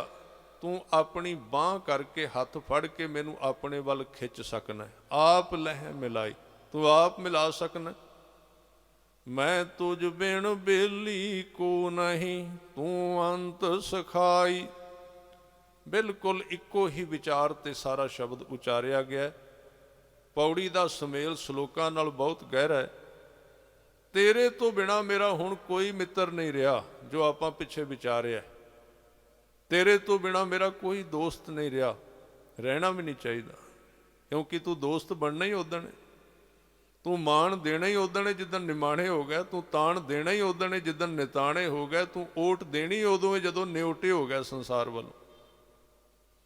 इसलिए यदि फीस औखी है, थोड़ी जी कठिन है, संसार की ओट छड़नी बहुत औखी है। इस करके कहते मैं तुझ बिन बेली को नहीं, कोई भी मेरा होर मित्र नहीं तेरे तो बिना। तू अंत सखाई, इत्थे अंत दा अर्थ मौत नहीं है, इत्थे अंत दा अर्थ है परमात्मा दे मार्ग ते तुरदियां अखीरली क्लास। उत्थे तू ही सहायता कर सकना है, होर मेरे नाल कोई नहीं जा सकता। उत्थे तू ही सहायता कर सकना है, एंड जिहड़ी क्लास है बिल्कुल अखीर ते, उत्थे मैं नहीं कोई कर सकता, तू ही सहाई हो सकना है। जिथे महाराज कहंदे सहज सियाणपा लख होए तां एक ना चलै नाल, कुछ भी नाल नहीं तुरदा। उत्थे ना सियाणप काम करे ना कुछ होर काम करदी। जो तेरी शरनागति तिन लह छड़ाई, हाँ जेड़े तेरी शरण विच जाके खलो गए ने उन्हां नूं तू संसार विचों छड़ा लेना, मुक्त कर देना, मोह तो उच्चा कर लेना। नानक बेपरवाहो है, वो एक बेपरवाह शक्ति है। गुरु अमरदास जी कहते ने उन्होंने कोई परवाह नहीं भी किन्ने मेरे भगत होणगे किन्ने ना होणगे। ये वाहिगुरू की अवस्था है, उन्होंने कदी फिक्र नहीं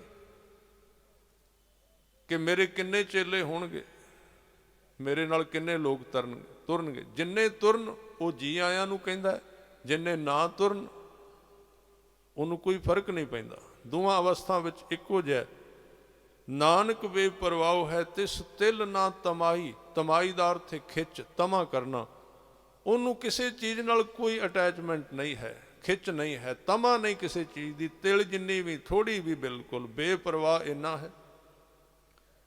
इस सारे ही शब्द विच महाराज ने उस मार्ग ते मैं तुझ बिन बेली को नहीं, किसी ही कोई कोय, उस अवस्था का जिक्र किया जिहदे विच आदमी बिल्कुल एकांत विच इकल्ला हो जाता है, फिर वह सफ़र तय हो सकता है। आओ समाप्ति ते 1-2 मिनटां वास्ते सारे गुरु शब्द विच जुड़िए। सारियां ने बोलन की कोशिश करनी। वाहिगुरू वाहिगुरू वाहिगुरू वाहिगुरू वाहिगुरू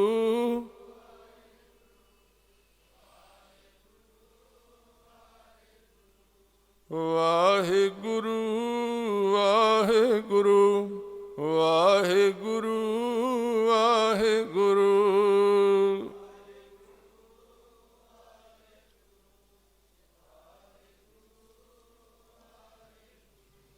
वाहिगुरू वाहिगुरू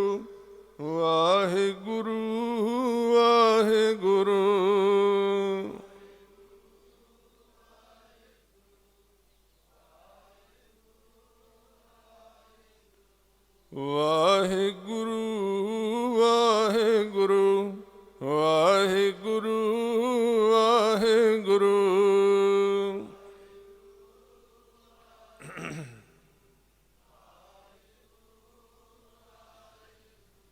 ਵਾਹਿਗੁਰੂ ਵਾਹਿਗੁਰੂ ਵਾਹਿਗੁਰੂ ਵਾਹਿਗੁਰੂ।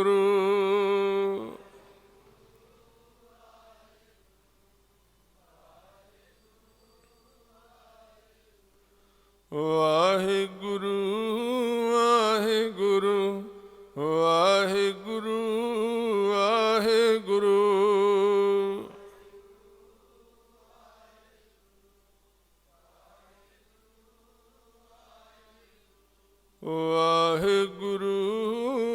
ਵਾਹਿਗੁਰੂ ਵਾਹਿਗੁਰੂ ਵਾਹਿਗੁਰੂ ਵਾਹਿਗੁਰੂ।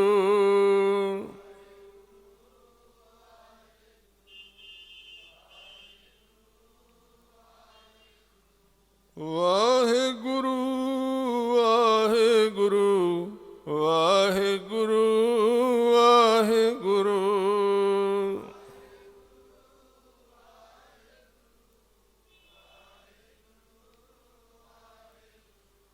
ਵਾਹਿਗੁਰੂ ਵਾਹਿਗੁਰੂ ਵਾਹਿਗੁਰੂ